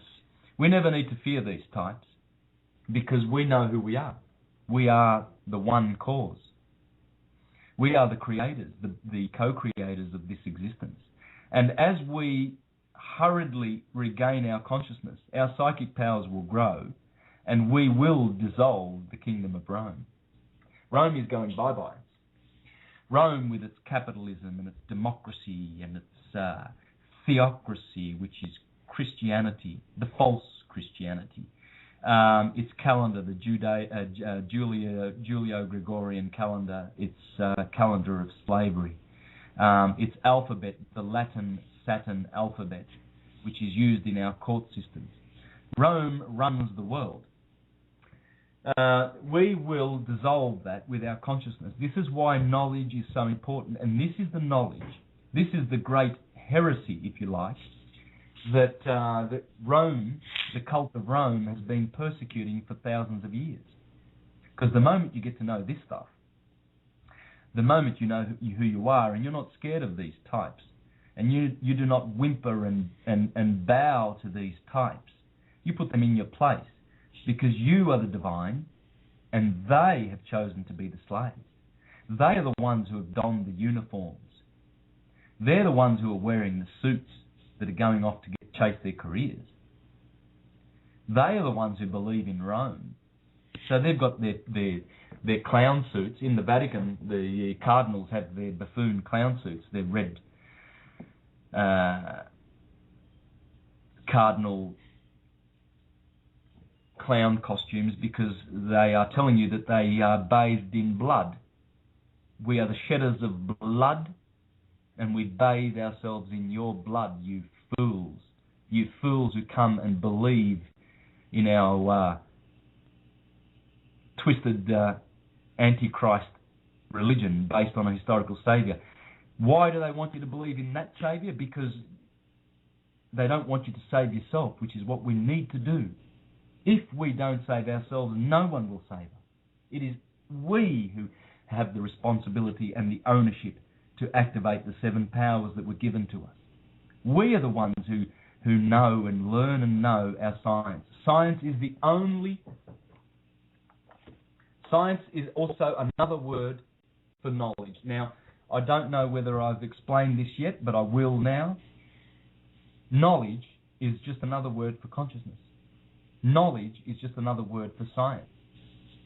Those three, we've been led to believe that these are separate. You know, you need a PhD to be a scientist, and you need to study at their schools to be a scientist. Well, the amount of erroneous stuff that they're teaching, it's just ridiculous. So they will never have this direct knowledge. One must study these wheels of nature and understand their basic, fundamental nature in order to have direct knowledge. So when we go back to the theologies, we learn that the sun begins its journey there. Now, what happens is that sun, after 8 days, after that moment on the 25th of December, after 8 days, the sun gets circumcised. In other words, the year is cut off on the 29th of December, and January 1st begins the new year. That's the circumcision of the old year. This is why in the Bible it says that the Jews were to circumcise their sons on the 8th day, because the sun does it. We copy the sun. The sun gets circumcised. It's born on the 25th of December, and then someone comes along with a pair of scissors and snips the year off on the 39th of December. And we're told to start a new year, because the old year has been circumcised. So right on cue, we see that things are happening down below as above. Then the 6th of January is the Epiphany of Jesus, where he's 12 years old and he's in the temple. And the high priests marvelled at this little boy because he was explaining the law to them. Well, the Epiphany, that would be 12 days of progression of the sun climbing out of the tomb of Capricorn on the 25th of December. You count 12 days, and that's 12. Jesus is 12. So, and Epiphany means to appear. He appears as 12 in the temple of the zodiac. The sun makes its appearance because after 12 days of journeying, the sun now has made a special, he's made enough degrees of travel to be able to officially be on his way up to the 21st of June, to be enthroned as the ruler of the kingdom of the heavens. And that's Jesus going to Jerusalem on 2 donkeys. But I'll get to that. Now, Jesus gets baptized at 30 days. Well, after the 25th of December, the birthday of Jesus, if you count 30 days, or 30 degrees, you will enter the sign of Aquarius in January the 25th. January is Janus. Janus is John. John is John the Baptizer, because January was the baptismal month. It's the wet season, and the sun gets a hell of a baptism as it goes through the sign of Aquarius. Aquarius is the water bearer, pouring down rain. pouring down water on the son. And the son is still young, so he's been tempted, but he gets baptized at the age of 30. Then the son, the hero, goes through the month of February. Febru, in Latin, means purify. And the 1st of February is the festival of the purification of the Virgin, the mother of Jesus. That's because the sun is being purified now as the days lengthen and as it strives to reach the day of equilibrium, which is the 21st of March, just 40 days away. So what it does is it counts 40 days of lengthening. These are the 40 days that the children of Israel are in the wilderness, because they know not whether they shall reach the promised land, which is in Aries, the Lamb of God, and which is in the head of the man. So the energy is coming into the head of Adam Kadmon. It's coming into the head of Aries, and that's the promised land. That's where all the good stuff happens, in the brain, the pineal gland, the pituitary gland, the optic thalamus. All of the good stuff happens up top. So we're trying to get there. Well, that's how you get there. The sun, in February, he's striving to get to March, and he's climbing and climbing and climbing. And every day he gives more light to the inhabitants of the earth. And they look forward to this. So in respect to the zodiac sign, they were told to eat fish because they were in the sign of Pisces in February. So the days of Lent, which is short for lengthen, the sun is lengthened in its rays, they will eat fish until they can eat that beautiful lamb in the next sign, which is in March of Aries. And then they can eat the beef in Taurus, the sign of spring. So they're looking forward to this, you see. They're eating their fish and they're enjoying Ash Wednesday and Lent and Mardi Gras and all of these solar festivities. And then finally the sun reaches Nisan 14, which is the first full moon after the equinoctial crossing. And that is the holy day. That is when the Jews celebrate the Passover, because the sun has now passed over. It's no longer down there below the equator, down in hell, down in winter, down in the sign of Capricorn, ruled by Satan, the brother of Jesus, the one who tries to kill him as he tries to climb up out of the sign of Capricorn, and he climbs up through Aquarius, which is also ruled by Saturn. Then he gets to Pisces, ruled by Jupiter, and finally, excuse me, finally he reaches Aries, and the world rejoices. Hot cross buns because of the crossing of the sun, fertility emblems everywhere.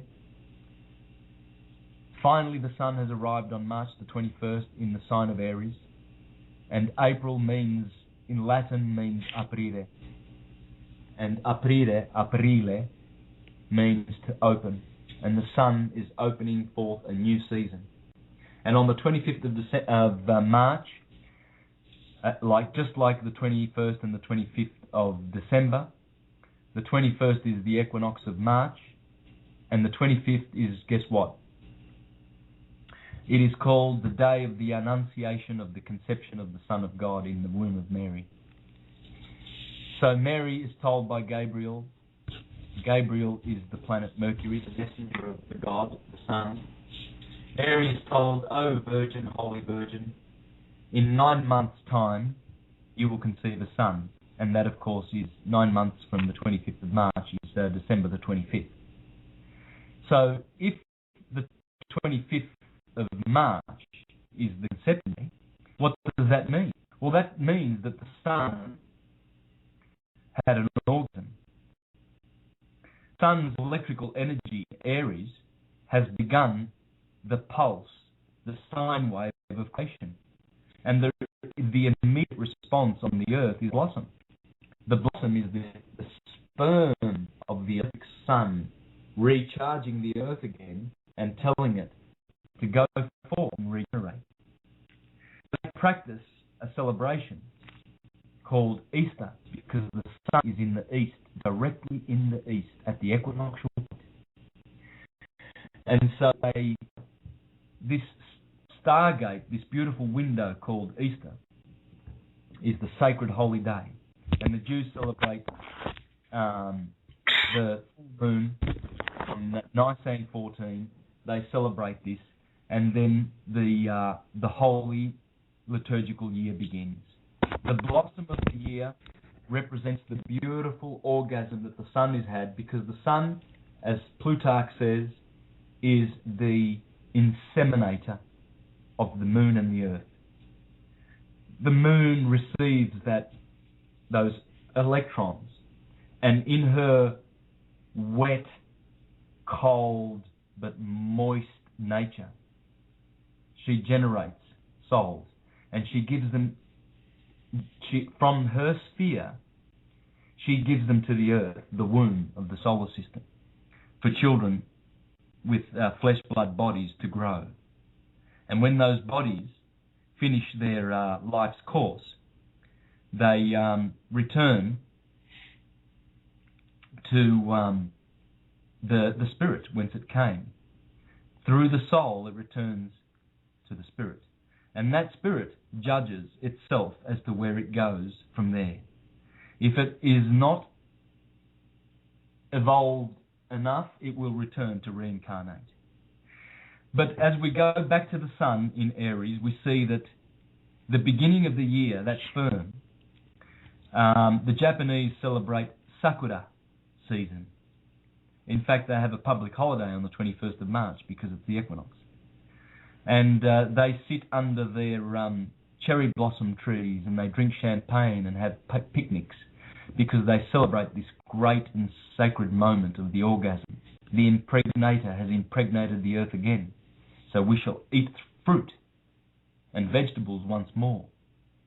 And then Taurus, the sign, is the next sign.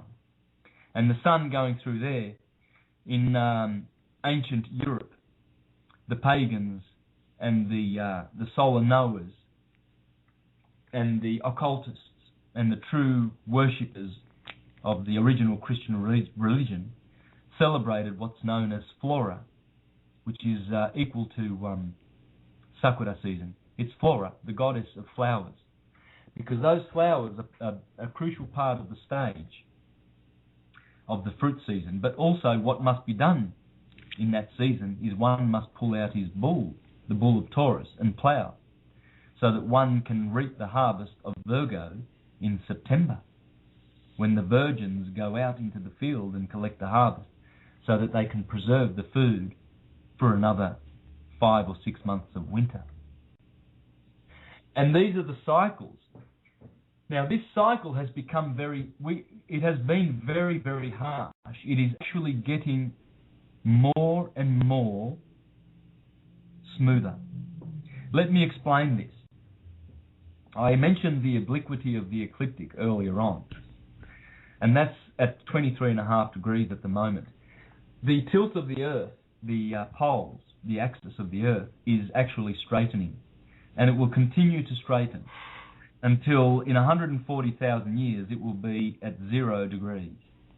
And after that, it will continue to migrate 360 degrees, and it'll take 2,160,000 years to do one complete revolution. That is what the Bible refers to as one day, a creative day where God rested from his works, where God created. That is one day of the Earth's polar revolution. You see, this myth that academic types and scientists and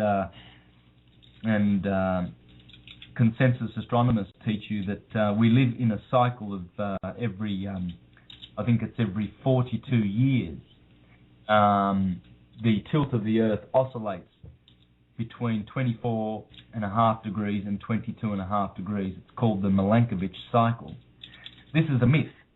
This is because consensus scientists observe effects and not causes. What is actually happening, and the occultist knows this, is that The axis of the Earth is forever migrating. All planets do. All the planets do. And our Earth is no exception. And the other thing that is happening with our solar system, which I will elaborate on, is that the Earth's rotation is increasing and the Earth's orbit is decreasing. The Earth is expanding as a body, causing continental rift and earthquakes and volcanoes.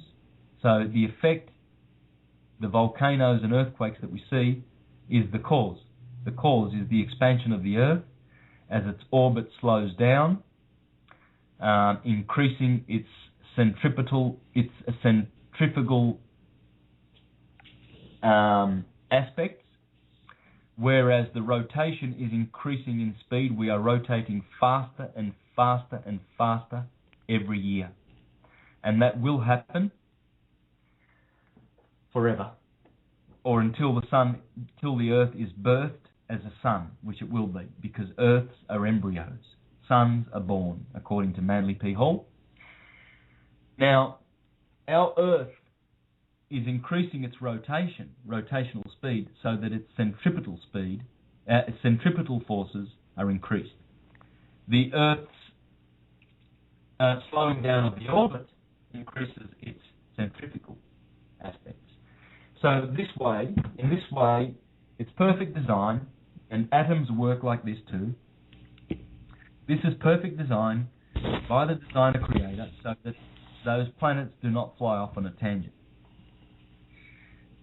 Now, I know you're going to enjoy this science, so I'm going to leave that at that for now, for the listeners to ponder over, and go back to the legendary hero story of the sun. See, the sun now, as it goes through the spring months, it's still climbing and striving to reach the 21st of June, which is the solstice. And, I think I'll speed this up a bit so I can wind it up, and then we'll get some questions, I think. And we can continue next time. But I'll speed this up and we'll elaborate next time. When the sun reaches the 21st of June, there it is enthroned as the king. Just like the moon, she's the queen and she's full. She waxes and she wanes. She waxes and she wanes. At the moment tonight, you'll see a waxing moon. You'll see the Isis part of the moon, because when the moon is waxing, her horns are pointing to the right, and right is good, therefore she is Isis. But when the moon has reached full and begins to wane, her horns are pointing to the left, and that is sinister, and that is Nephthys, the dark sister of Isis. Well, the same thing happens with the sun. When the sun reaches 21st of June, it becomes Ra. When it goes down to December, it becomes Osiris. And Osiris is the sun god, whose body is dismembered into 14 parts. And that is, of course, Isis, the moon. She has 14 lunar mansions below the equator. That is the place where Osiris is chopped into 14 parts. Then she retrieves the phallic of Osiris and restores him, and he becomes Horus on March the 21st, when the spring begins. So you see that the sun is Horus at Easter, the sun is Ra in summer at June the 21st, the sun is Set at October, and we passed the autumnal equinox just 10 days ago.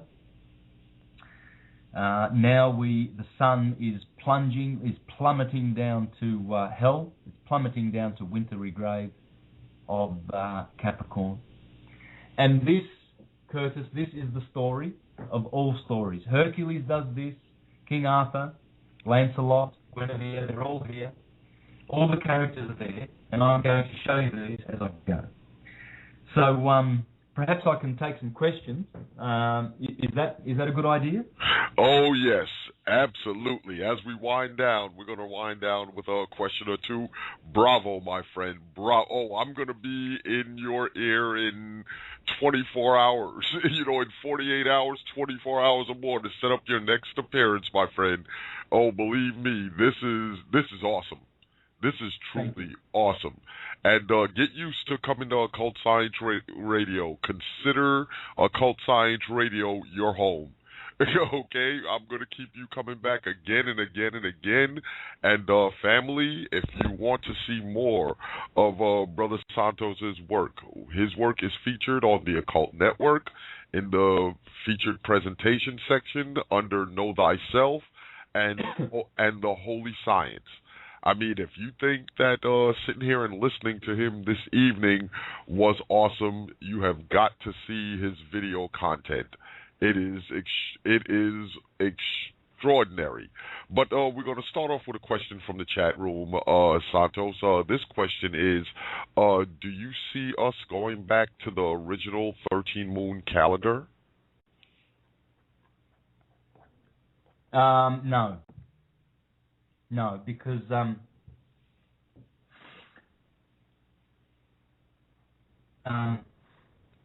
what's happening is 2,700 years ago, all the cultures under the sun adjusted their calendars from 300 days to 365.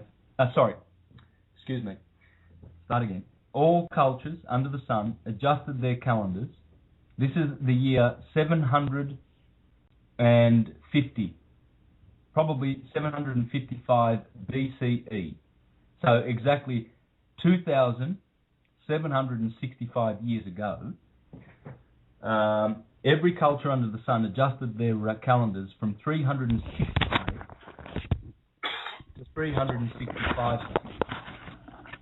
365 and a quarter to be exact.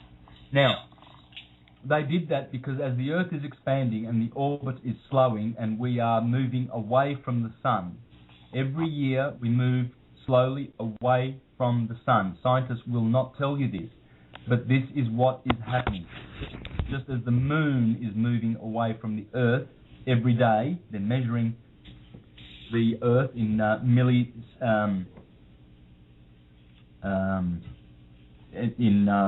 very, very small micro measurements, but the moon is moving away, so is the Earth moving away from the sun. So what will happen is, as the tilt straightens and as the Earth expands and grows and the orbit slows and the rotation speeds, we will have to adjust our calendars. Our solar calendar will grow. It'll be, just like we might have to, once we get into the orbit of Mars, once our Earth reaches that orbit trajectory, path, we will probably be having 600-day years. Wow. So, yeah. This is, now, if you want to further your understanding of this, I would read Walter Russell, a new concept of the universe. Now, Walter Russell was a genius who had his pineal gland opened when he was a child in the late 1800s, I think, and in the early 1900s, he was explaining the true nature to people. Now, I've read little bits out of this book in my presentations and my radio interviews because there's so many wonderful passages out of this book that I've read and shared with people that I think we must get into this genius. He was a contemporary of Tesla and Edison and Einstein. We need to study Walter Russell and the book A New Concept of the Universe, because he explains there how this is happening. Now, so as this happens, our theology, in parenthesis, our theology will have to match what the Earth is doing. This is why it is sacred science. It's a sacred science what the Mahabharata and the Bhagavad Gita and the Upanishads and the Rig Vedas and the Eddas and the beautiful Jewish traditions and the Christian Gospels, which came from Egypt. These are holy, sacred writings. They are hieroglyphs. They are sacred because the priests of ancient times would sit in their temples and they would calibrate the skies so that we would know how long the year was, how long the monthly cycles were, and all of the cycles. And they are what our holy scriptures are all about. The Jewish Christian scriptures are none other than a registry of astronomical phenomena. Excellent, excellent. Okay, we're going to check with our switchboard to see if we have some questions from our switchboard. We're going to take our first caller from the 215 area code. Caller, if you're there, please state your name and where you're calling from. Yeah, how you doing? My name's Adrian. I'm calling from Philadelphia. Greetings, Adrian. How are you, brother? All right. So, I'm just blown away, man. I was at work listening to it. I've been listening to it on the way home and everything.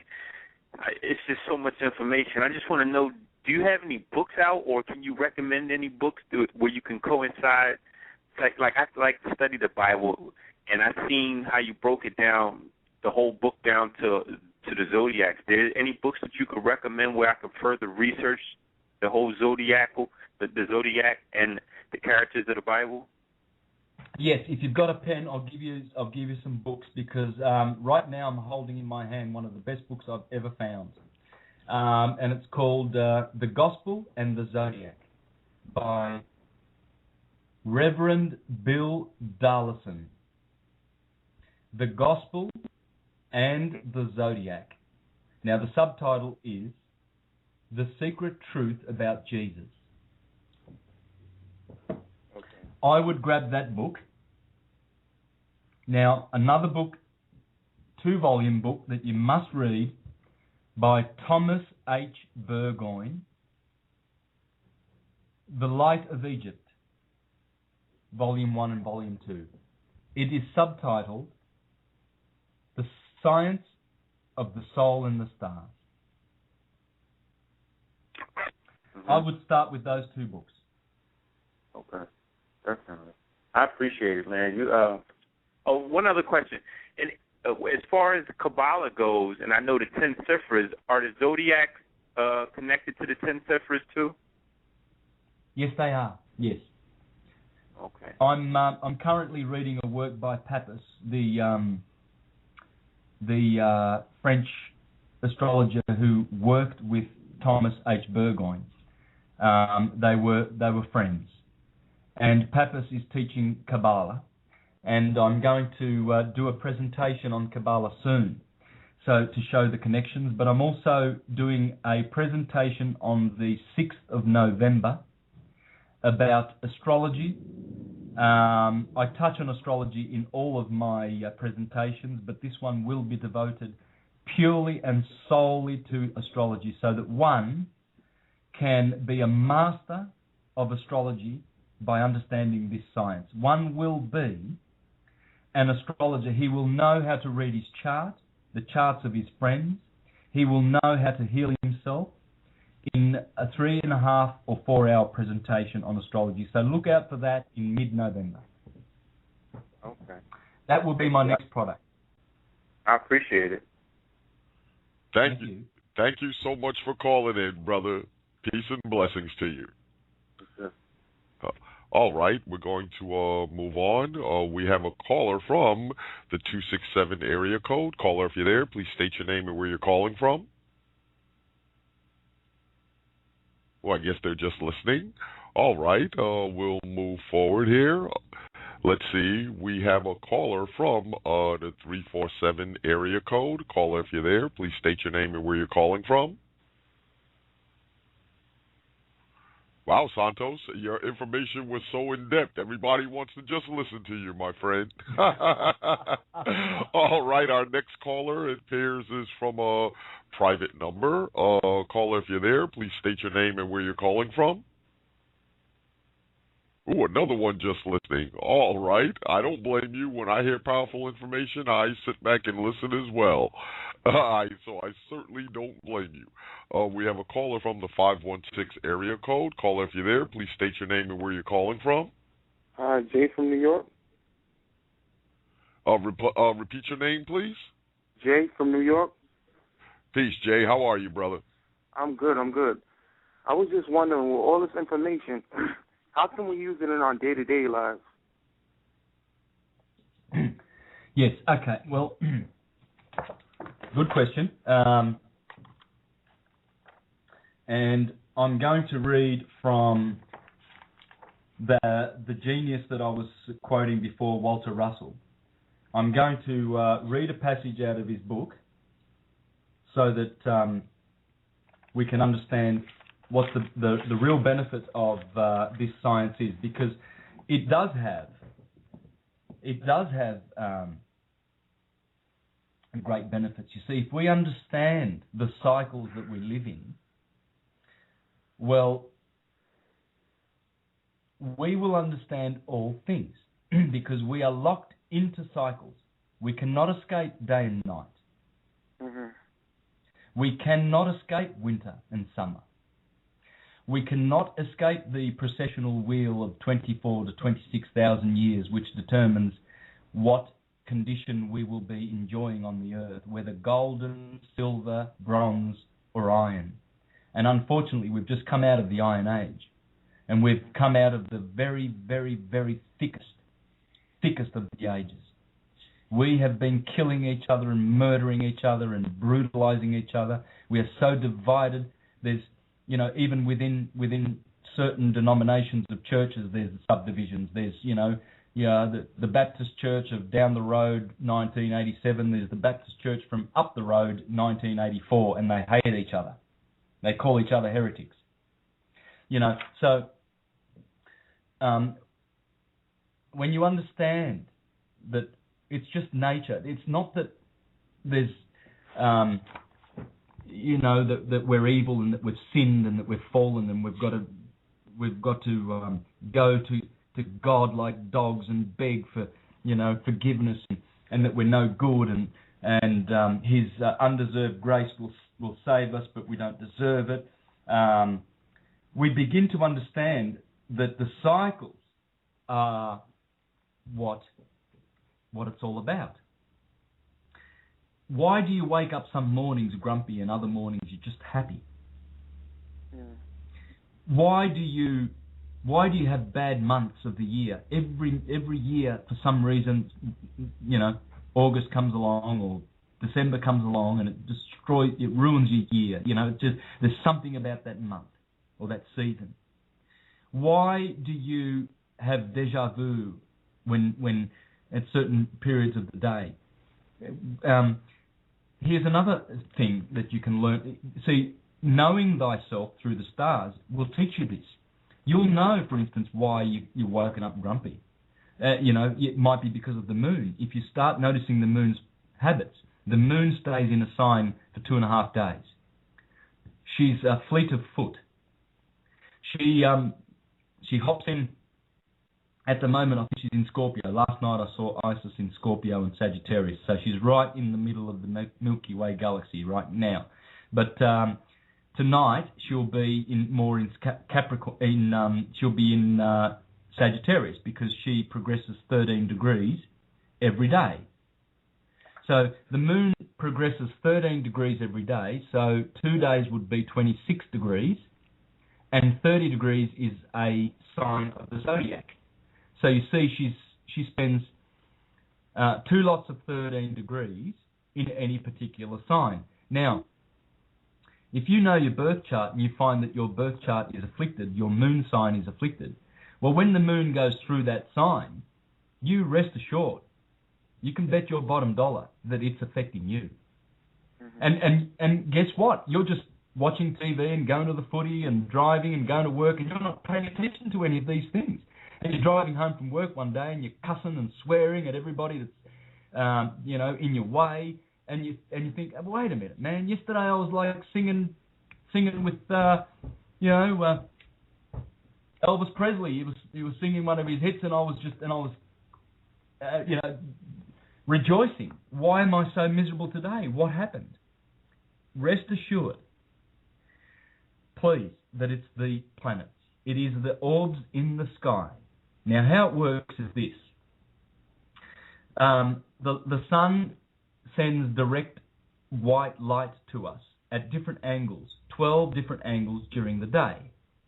The planets are also reflecting that light. So these electrons and protons are shooting through us. Some of them are electric, some of them magnetic.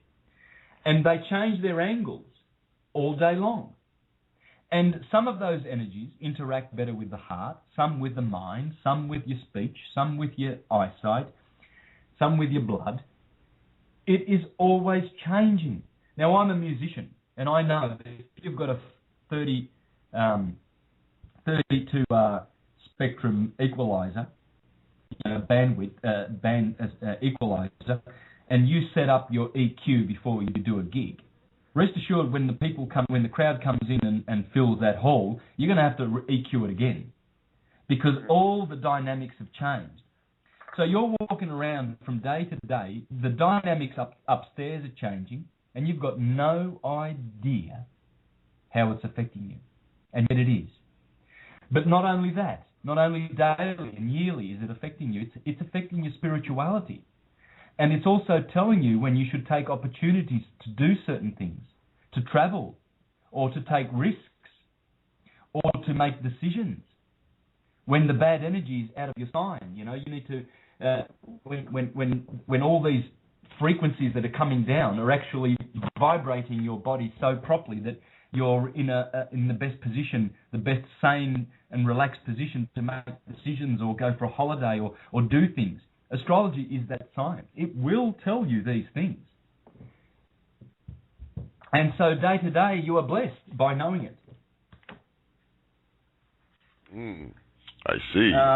Now, we'll see. There's a lot more to say. Unfortunately, that's just a 5-minute answer, but there's a lot more to say. This is the only hope for mankind to go forward. This is the science that has been persecuted more than any other science in history. More heretics have died on the cross of Christianity's inquisitions than teaching this than for any other reason. This is what they were teaching. The true science of as above, so below. This is the true wisdom. This is how you get to know God and to go back to source. It's through this channel, through the stars. And astrology is the direct mother of all sciences. They all bow down to her. This is why the theocratic types have banned her. They've banned this science and said, woe unto you if you study this science. You'll be cursed unto the devil. Well, that's their pathetic myth and lie, and for which it will bite them on the bum and it will punish them. And they will be the ones on that day to say, Jesus Christ, Lord, did we not do works in your name and powerful miracles and works, etc.? And I will say unto them, get away from me, you workers of lawlessness. Now he's talking about the people who practice belief in him, in the historical version. Because, well, why would anyone say, oh, Jesus, I did this for you, I did this, if they knew that Jesus was within? They wouldn't be talking to a Jesus without. That's right. Therefore, it must be historical, and it must be the illusion and the delusion and the lie. It is the lie. Anyway, this is what Walter Russell said. He said, by thus removing time as a reality in nature, and by learning to think cyclically in the orderly rhythmic simplicity which nature applies to all creating things, one will be greatly aided in his endeavour to see the universe as a whole.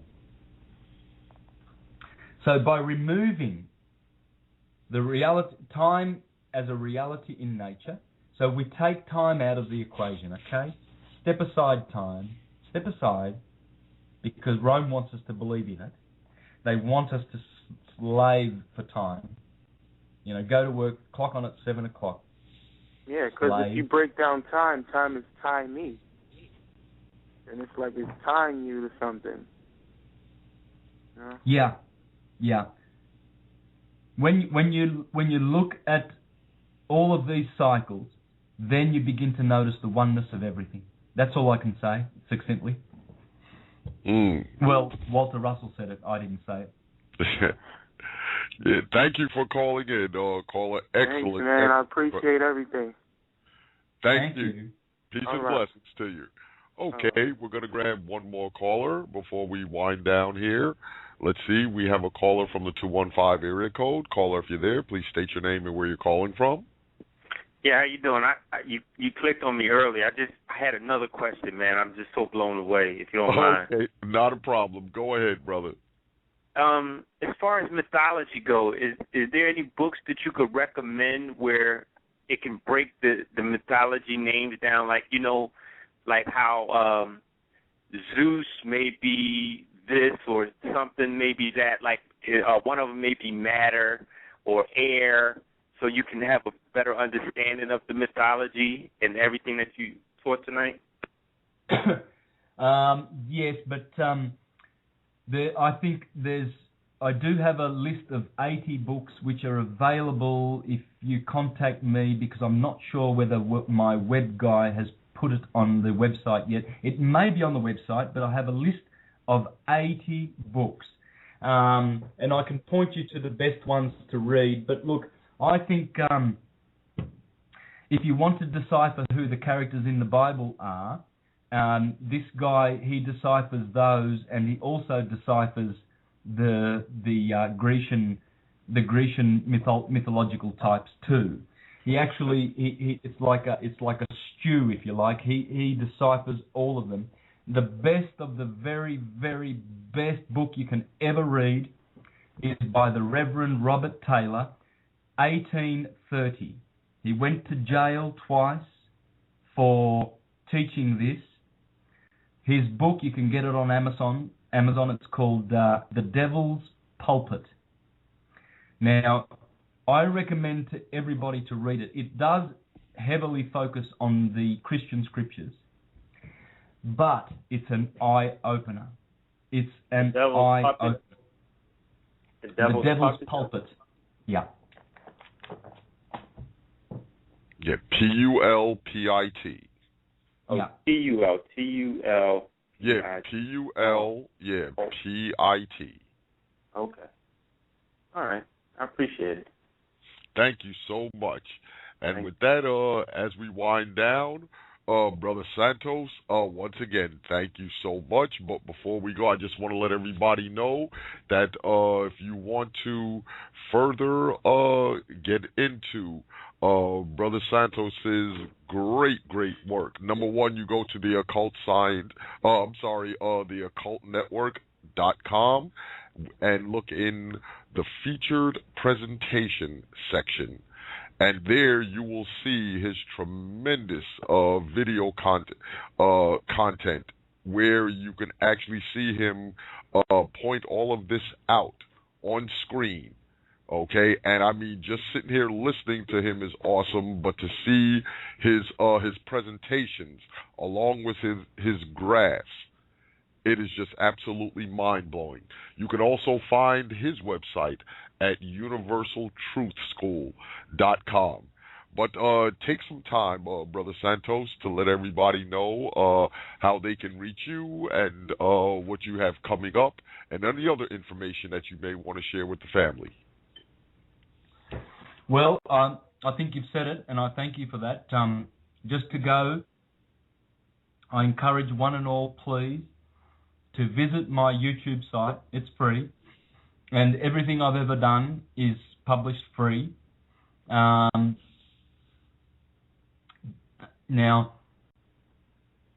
I would go through those videos one by one. That's what I recommend that everybody does, because there's a lot of research that's gone into that, and I do feel that I've presented a lot of thorough research and information, and I've researched it and referenced it so you can learn this yourself. But one thing that I do believe is that I've given to viewers of my videos, I've given them the key. That's the most important thing that I can share with people, the key. The key, in other words, you will learn how to fish. You won't be getting fish. You will be the fisherman. you will know this science. It's yours forever. All you have to do is watch my 9 videos. Just go through them, perhaps twice if you can, if you have the time, and away you go. You're flying. You've got all the resources you need. You will continue to have direct knowledge from that point. You will not live in the land of opinion and belief and faith. You will live in the land of knowingness. And that is the only place that you can enjoy bliss. Because in that place, you're one with everything. And there won't be division like we see in the world around. So please, I encourage you to just check out those videos. And I've also got other astrotheologists in my playlist. I have Sar, I have Gordon Maxwell and Michael Sarian, and a lot of the ones that we already know. And I love their work, but I do recommend please watch mine first, because what they haven't done is they haven't provided the key, and the key is the cycles of nature as I have explained them. You must have that as a basis first. Once you have that, that's your foundation, then you are the one that goes with your own clairvoyant mind, seeing the characters and interpreting and understanding and explaining all the myths on your own. Yes, and please give us your YouTube name, your YouTube link, my friend, so we so we can all, go check out your great work on YouTube. Yes, it's Mr. Astrotheology. Yes. Mr. Astrotheology. Excellent, excellent, Brother Santos. I mean, I don't have any words. This was one of the most powerful interviews that I've done in almost 4 years I've been doing this show. And like I said, I'm going to be in your ear within 48 hours or less to set up your next appearance. It was a pleasure, my friend. And coming from myself as well as the family, we're looking forward to your next appearance. Thank you so much, my friend, for taking time out of your busy schedule to be here with us this evening on Occult Science Radio. Can't wait to bring you back a second time, buddy. Peace and blessings to you. Thank you so much. Thank you, Curtis, and rest assured that I will always make myself available for this radio network, because this is what I am teaching. I am teaching occult science. It's hidden, and it must not be hidden anymore. Thank you so much, and feel free to spread the word about Occult Science Radio as well as the Occult Network, my friend. Thank you. Thank you. Rest well, my friend. Peace and blessings to you. Have a wonderful evening. Yep. You too, my brother. Hear from you tomorrow. Most definitely. Thank you so much.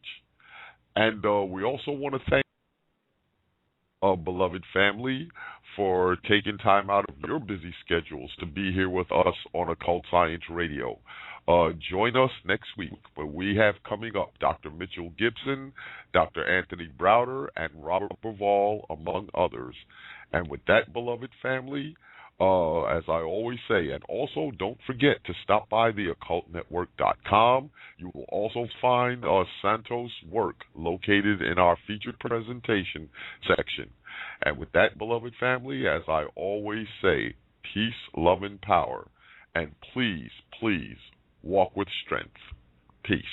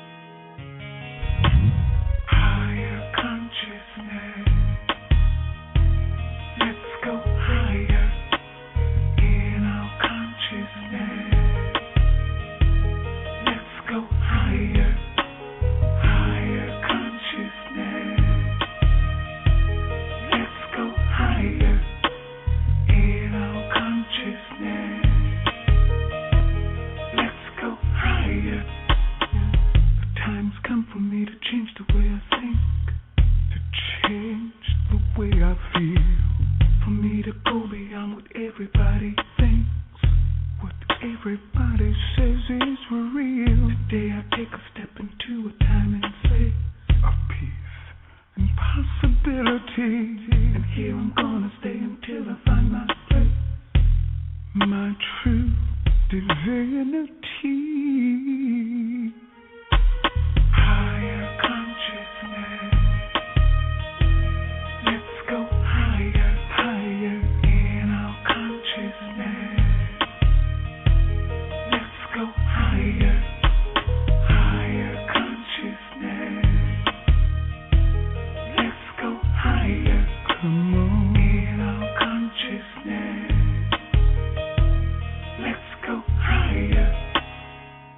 journey of 1,000 miles begins with just one step and one idea. I'm moving on, not knowing what is coming next.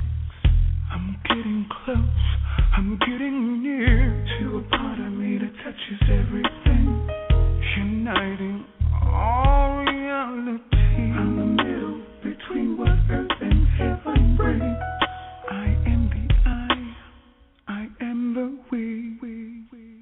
Yeah. Higher consciousness. Let's go higher. In our consciousness. Yeah. Let's go higher. Higher consciousness. I'm on my way. Let's go higher. I'm going today. Yeah. Let's go higher. I'm gonna touch the sky with my mind, holding tight. Clouds passing by. I'm gonna touch the stars. It's not there.